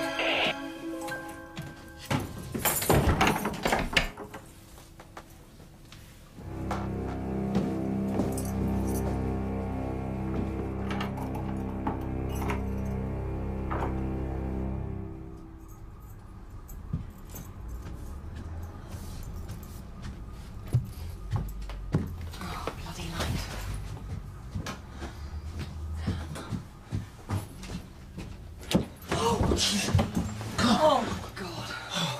Where the hell have you been? I'm sorry. I was asleep. I'm sorry to scare you. Don't worry about it. Come on.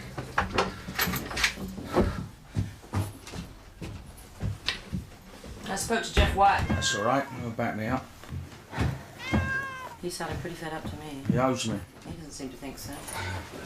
I just have to mention Sally's name when he comes running. He's going to feel guilty about that for the rest of his life. Sorry. Just that I don't have many cards left to play at the moment.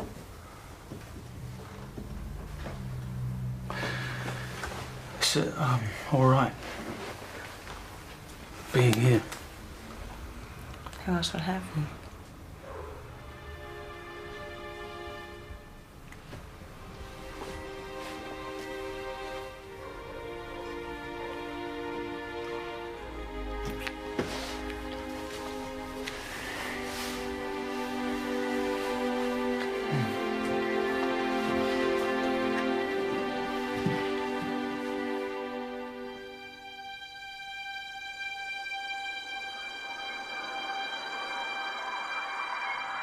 Olive? Olive? What have you done? Olive, God will never forgive you! Never forgive you for your wickedness! Cleanliness is next to godliness, Olive!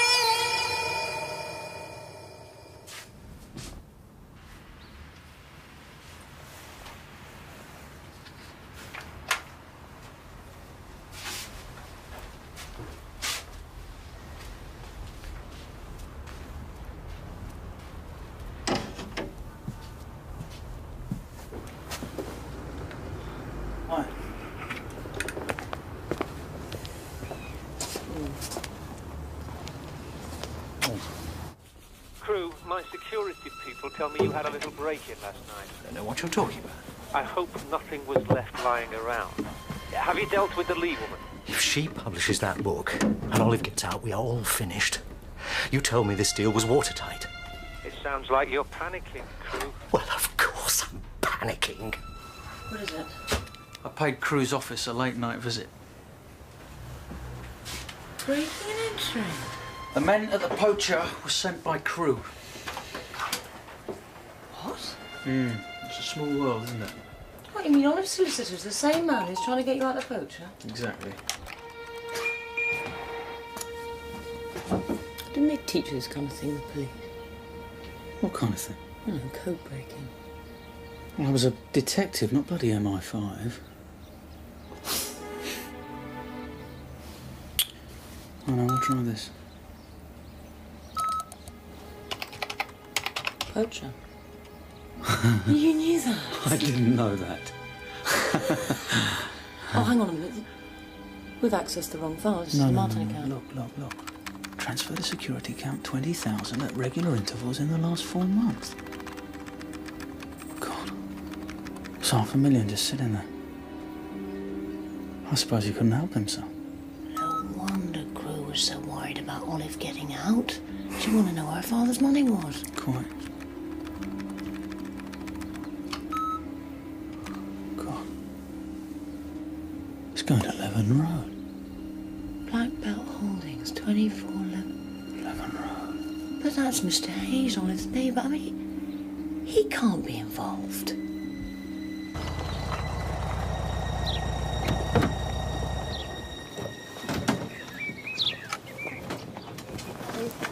Hello.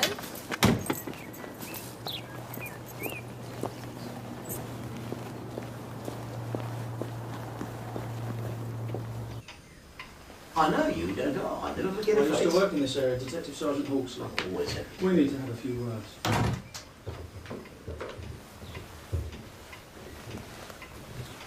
How long have you known Peter Crewe?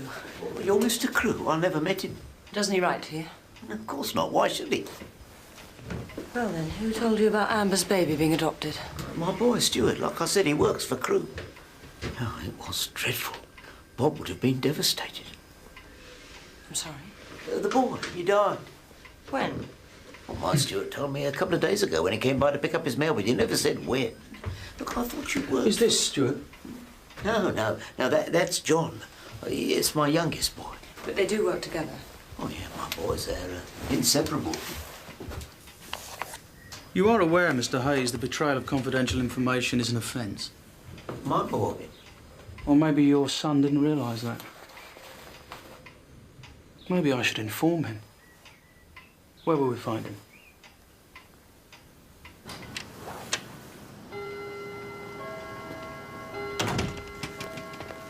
It was John Hayes at the Poacher, wasn't it? Look at this.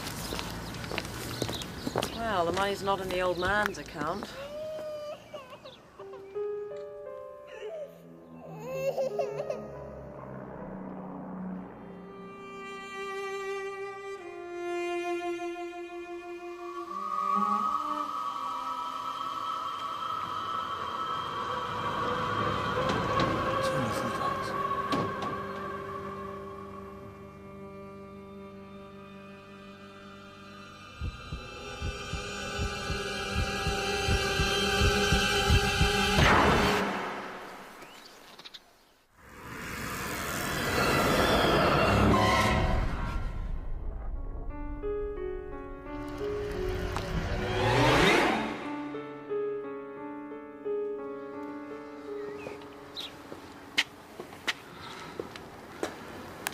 That's where the gate and the fence was. Naughty schoolboys, that's what Olive called them.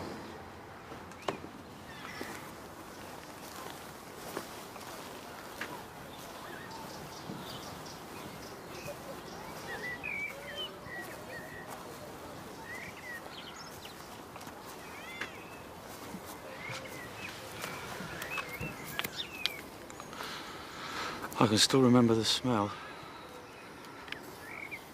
The incinerator was here. God, there was so much blood. Clothes wouldn't burn properly. They just wouldn't burn, they were so wet. There was this flowery apron on the top. She must have stood here in broad daylight just setting fire to them. But Olive didn't do it because Olive wasn't there.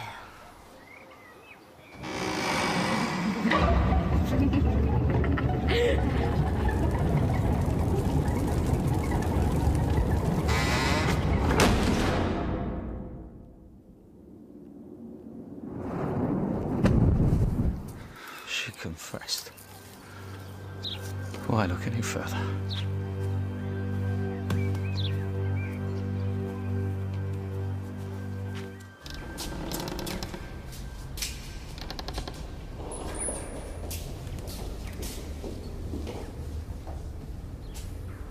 I don't think you and I have anything further to say to each other, Olive. Don't be like that, Julian. I want you to be happy for me. Happy? Why? Because I'm getting out of here soon.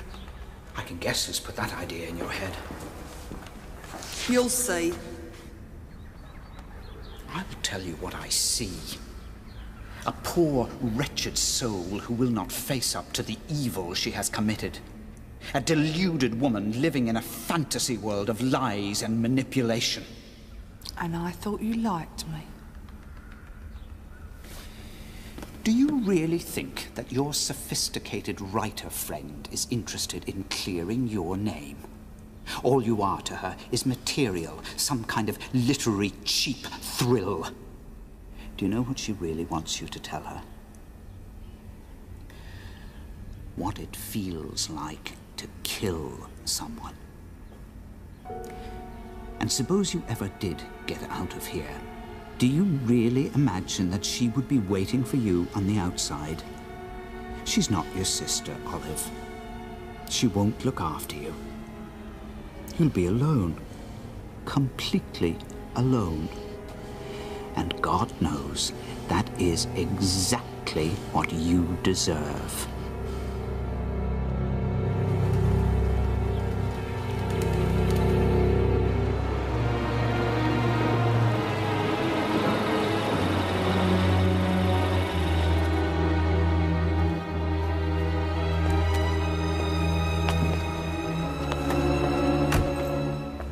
Yeah.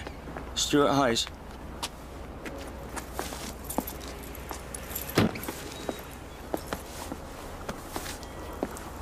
Hold it.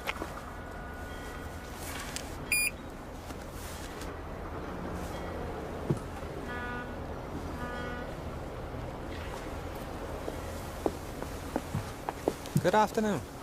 Please. Wait.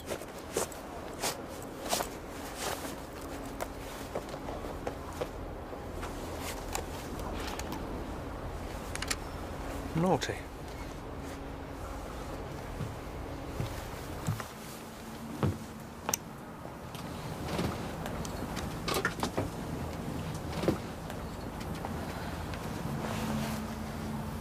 Exactly what kind of business do you run, Mr. Hayes? Security.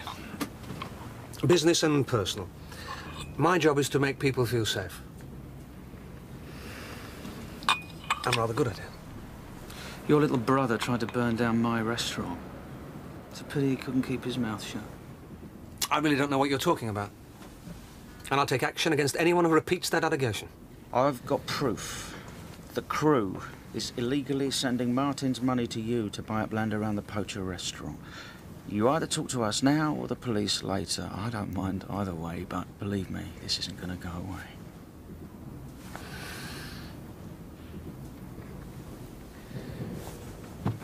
I think it's time you and I had a quiet conversation, Mr. Hawksley.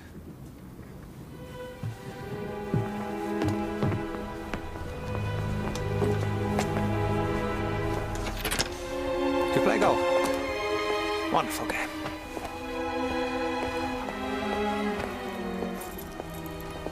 It was you from the start, wasn't it? You set me up. Of course I did.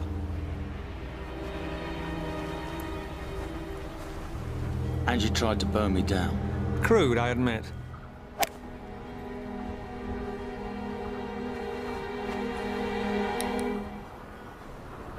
Look, you can forget all about your so-called evidence. There's not one single scrap of proof that links me to Crewe. He sends money to my dear old dad. So what? Have you any idea why I might be telling you all this? I thought it might help smooth our negotiations if you knew exactly what you were doing. You see, I set my heart on things, and I just keep on going till I get them. I don't give a toss about Crewe.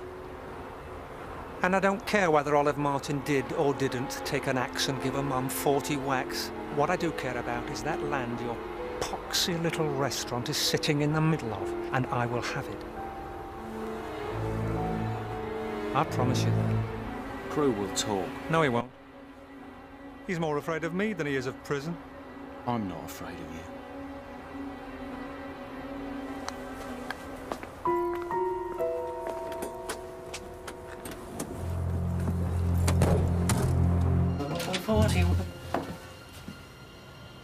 Who the hell are you? Oh, no, Miss Lee, not Tell again. us about the poacher. I don't know what you're talking about.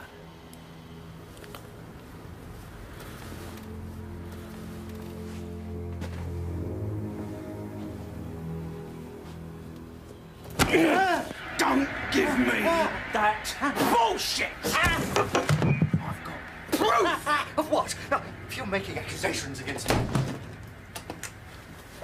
We are. How long have you known about the death of Amber's son? Long enough to spend the money? It wasn't me. Who was it then? He put me under a lot of pressure. Oh. He said that once the investors were on board, I'd be in the clear. That's what he told me. Oh. And then you came along with your book. I mean, the child had been dead for years. I mean, he was killed in a fire. You know, Olive was never going to want the money. I didn't harm anybody. It's Stuart Hayes, isn't it? Oh, you mustn't tell him that you were here.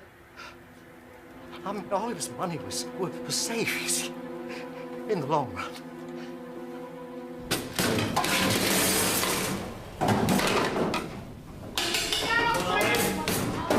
Sculptress! Visitors here!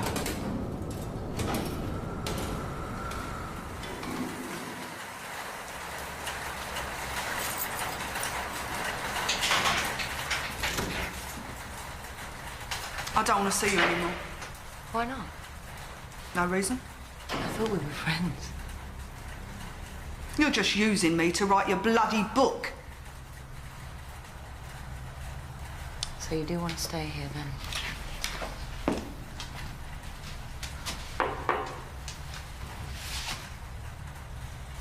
You want to be treated with respect in here, rather than laughed at like some freak outside, is that it? I thought you had more guts. You're trying to make me change my mind. Rosalind!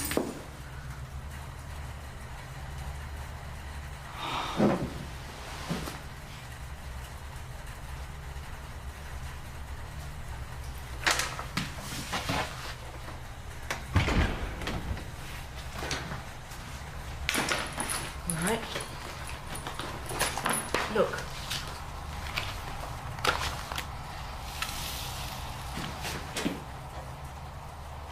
I don't believe you did that. Look, I don't believe that. Look, Olive, you didn't do it, understand? You did not do it. Look!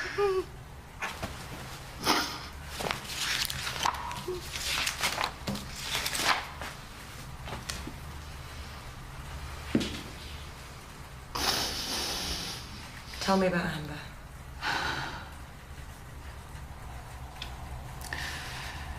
She made my mother's life a living hell. Mum was going to take her to a shrink. Why didn't she? Because they were murdered. I know who your lover was.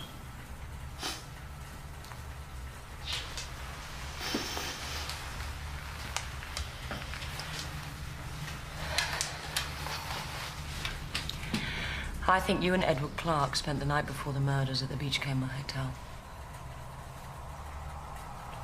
When you told him you'd aborted his baby, he left the hotel, he went to Leven Road, and he killed your mother and Amber.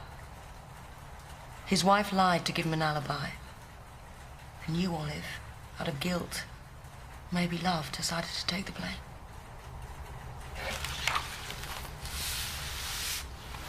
It's not like that. Then what was it? Tell me, Olive, what happened?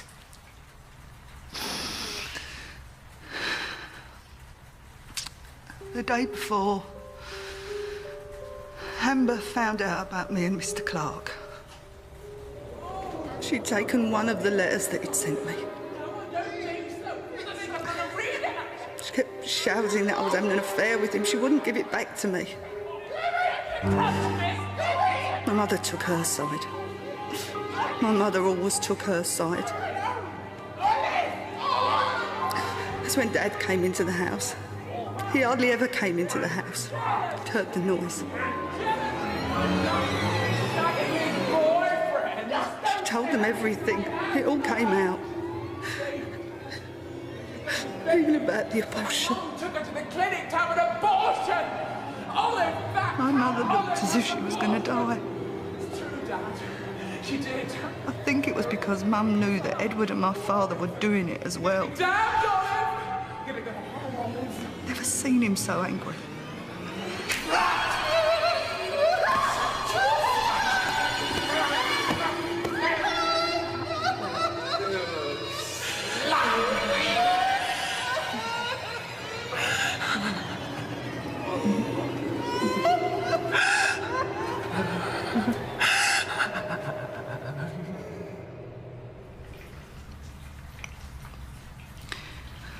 I walked out of the house.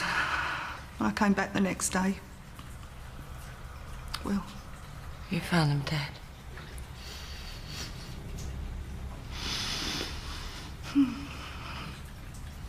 Did you stay the whole night at the Beachcomber? It was meant to be a special birthday treat. I was too upset after the argument. He left, saying he didn't think we should go on. Where did you go? To the beach. I wanted to kill myself. Now I wish I had.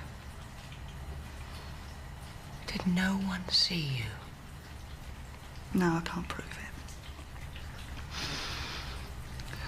it. So you went home. I let myself in, and I found the bodies. I'd gone to the kitchen to get some food. I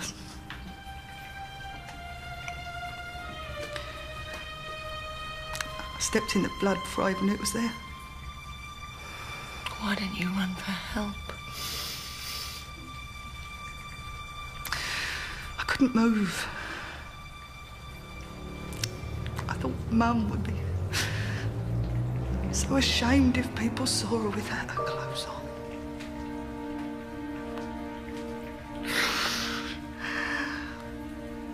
I felt ill. I wanted to sit down, but there wasn't a chair. Who did you think had done it?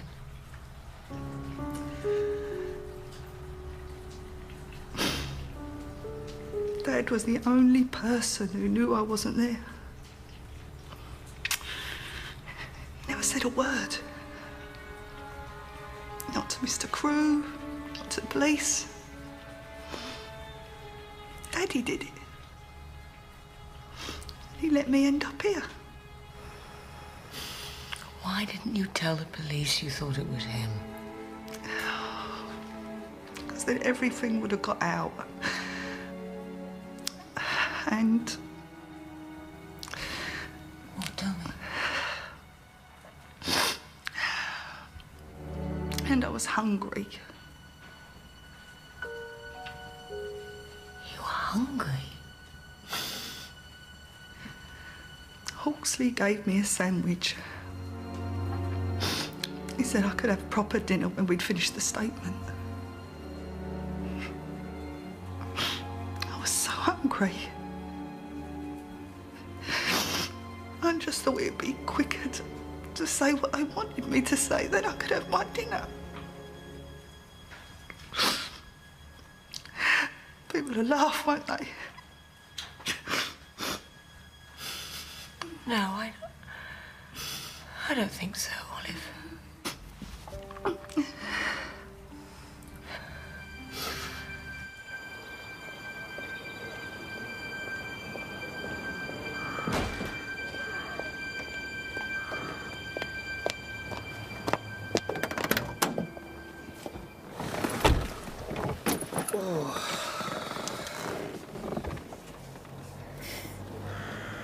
You okay? You should never have given her anything to eat.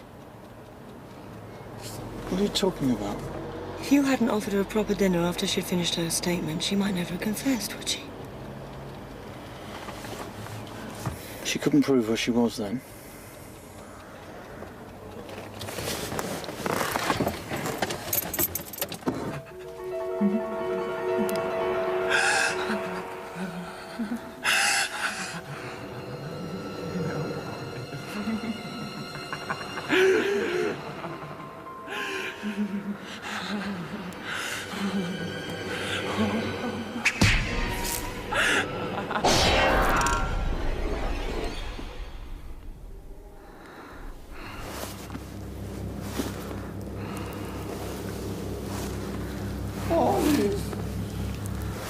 Olive, what have you done? God will never forgive you. Never forgive you for such wickedness, Olive.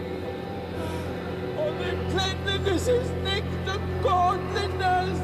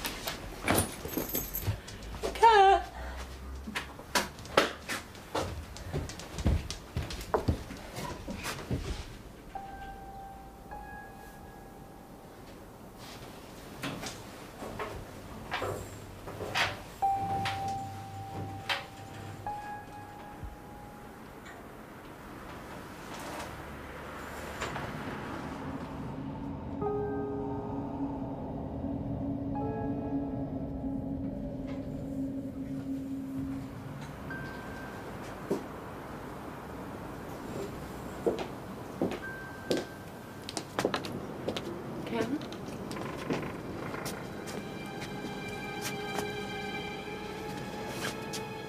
You know what you and your friend have done, don't you? You've upset me. I gave you every chance to behave like reasonable people, but you just threw it back in my face. Well, it won't do, girl. It just won't do.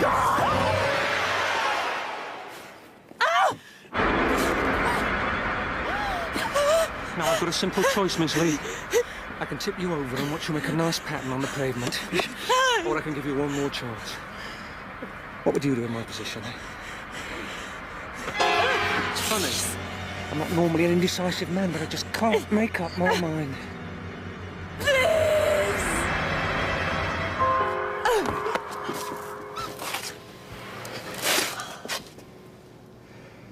Count yourself lucky, Miss Lee. Tell Loverboy what it felt like to be that scared. Now, listen carefully. Time is running out, and you don't want me to be disappointed, now do you? Get your boyfriend to deliver the poacher to me now, or else next time you go over. Are you with me? Good. Oh, one more thing. There'll be no book on Olive Martin.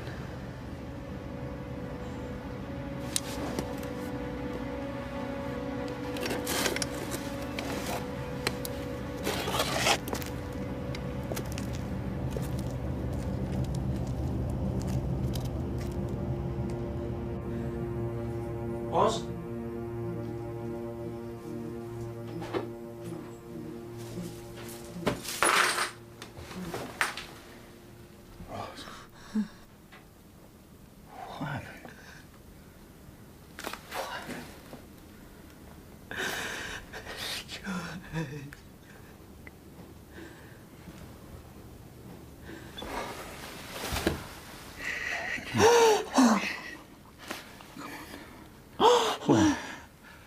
Where was it? On the roof. Now listen.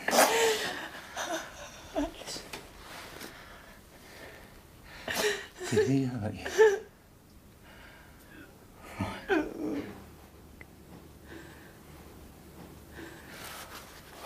Where is he? Because I'm a concussion.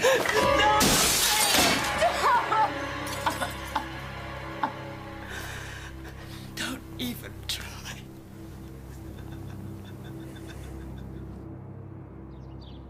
Stuart Hayes. Tell him it's Hal Hawksley.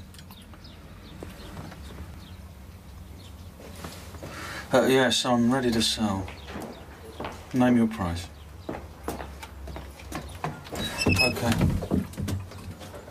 I'll have my solicitors draw up the necessary documents.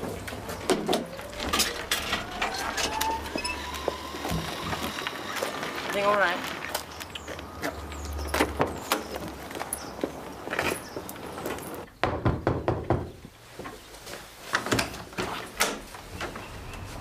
Could we come in for a moment, please? We won't take up much of your time. Is this official? Not yet. Thank you.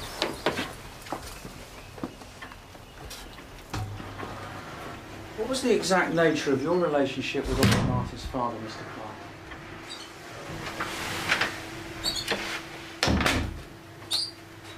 Martin and I were close friends. We were very close friends. I don't see what that's got to do with anything. Well, you were actually more than just close friends, weren't you? Well, not that it's any of your business. Yes, our friendship found some physical expression. Whatever you may think of that. It still has no bearing on what Olive did. Except that you were screwing her as well. There really is no need for that kind of language. Oh, no, you can lie, you can cheat, you can deceive the ones who love and need you most, but, oh, no, we can't have bad language. Incomprehensible. What Olive did was incomprehensible. She didn't do it. You know that. Not now! For God's sake, not now! I have to keep everything clean. Yes, well, why don't you just wait a few moments until our guests have gone? Hmm? I'll clean up in the kitchen, shall I? That would be very helpful, dear. What's that woman doing here?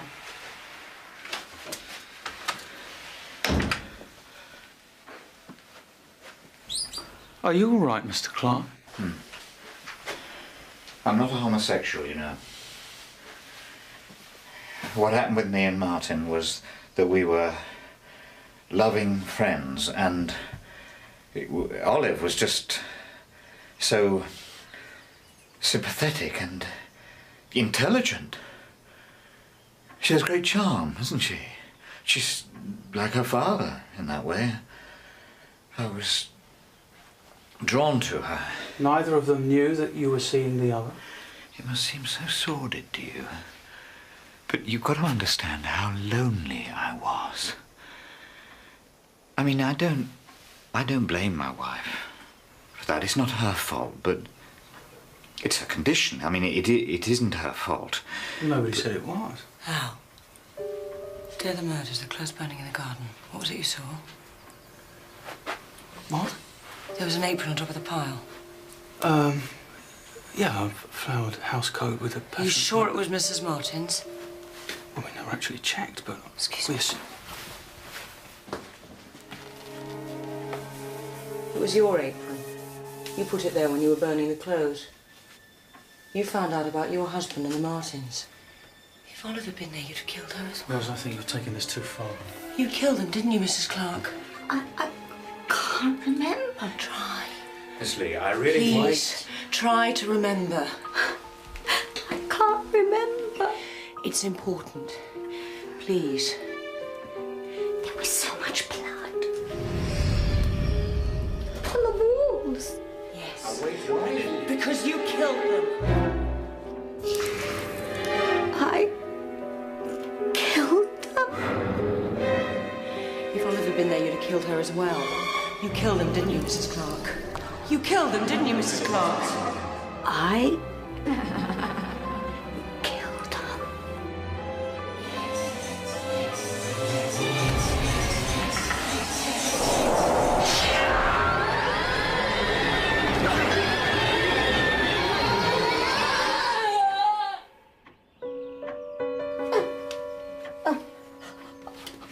Dorothy?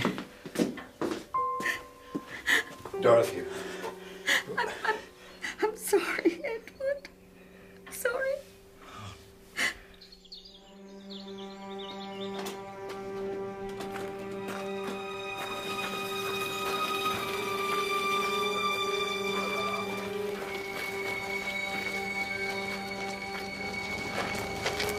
Is this what Olive wants?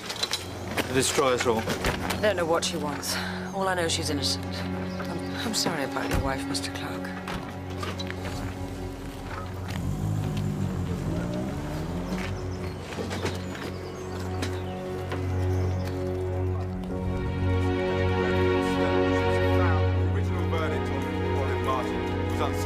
Unsatisfactory and could not be allowed to stand. As a result, she will be free from prison with immediate effect. What do you think they were doing? It's really not my place to say. After the family argument, Amber, that is Alison Martin, waited until her father left for work and then invited Mrs. Clarke in. Why? To taunt her about her husband's affairs. Mrs. Clarke was already ill and in her fragile mental state was pushed over the edge. When Mrs. Martin came in, she killed her too. Listen, I think the important thing is that Olive Martin has actually been found innocent. Yes. Okay? Yes. And if you want to know any more, I suggest you read Miss Lee's book. Okay. Excuse me.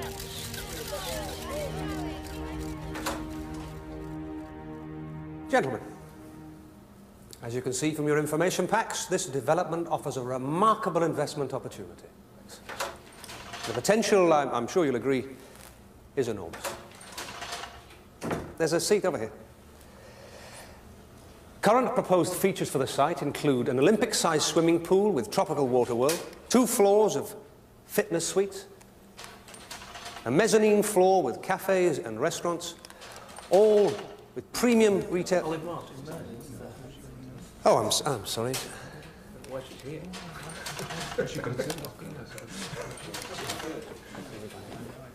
If you look at the last page of your information packs, gentlemen, you'll see that Mr. Hayes's access route runs directly through land currently occupied by the Poacher restaurant. My restaurant.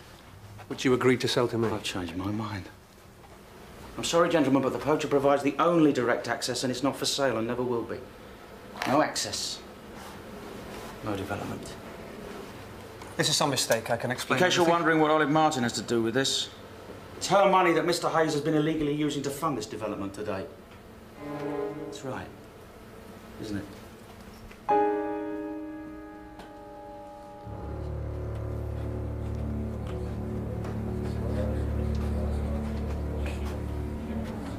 You think this pathetic little trick has gained you anything, huh? You've just committed suicide, Hawksley. You're a dead man. And you've got my word on that. Do you know Detective Inspector White? I really must warn you, Mr. Hayes, that threatening behaviour is a criminal offence. You better hope that Hal and Rosalind Lee live to a ripe old age, because if they don't, I'm going to be down on you like a ton of shit. Simon, it's finished.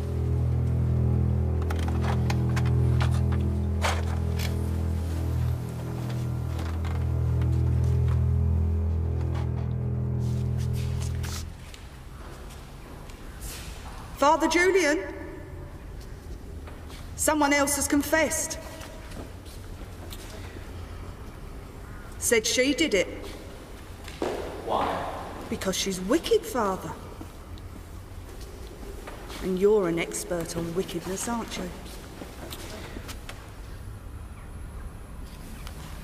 I want you to have this. Well, goodbye then.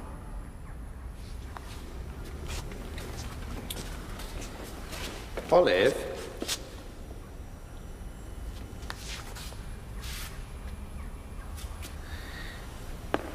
You did it, didn't you?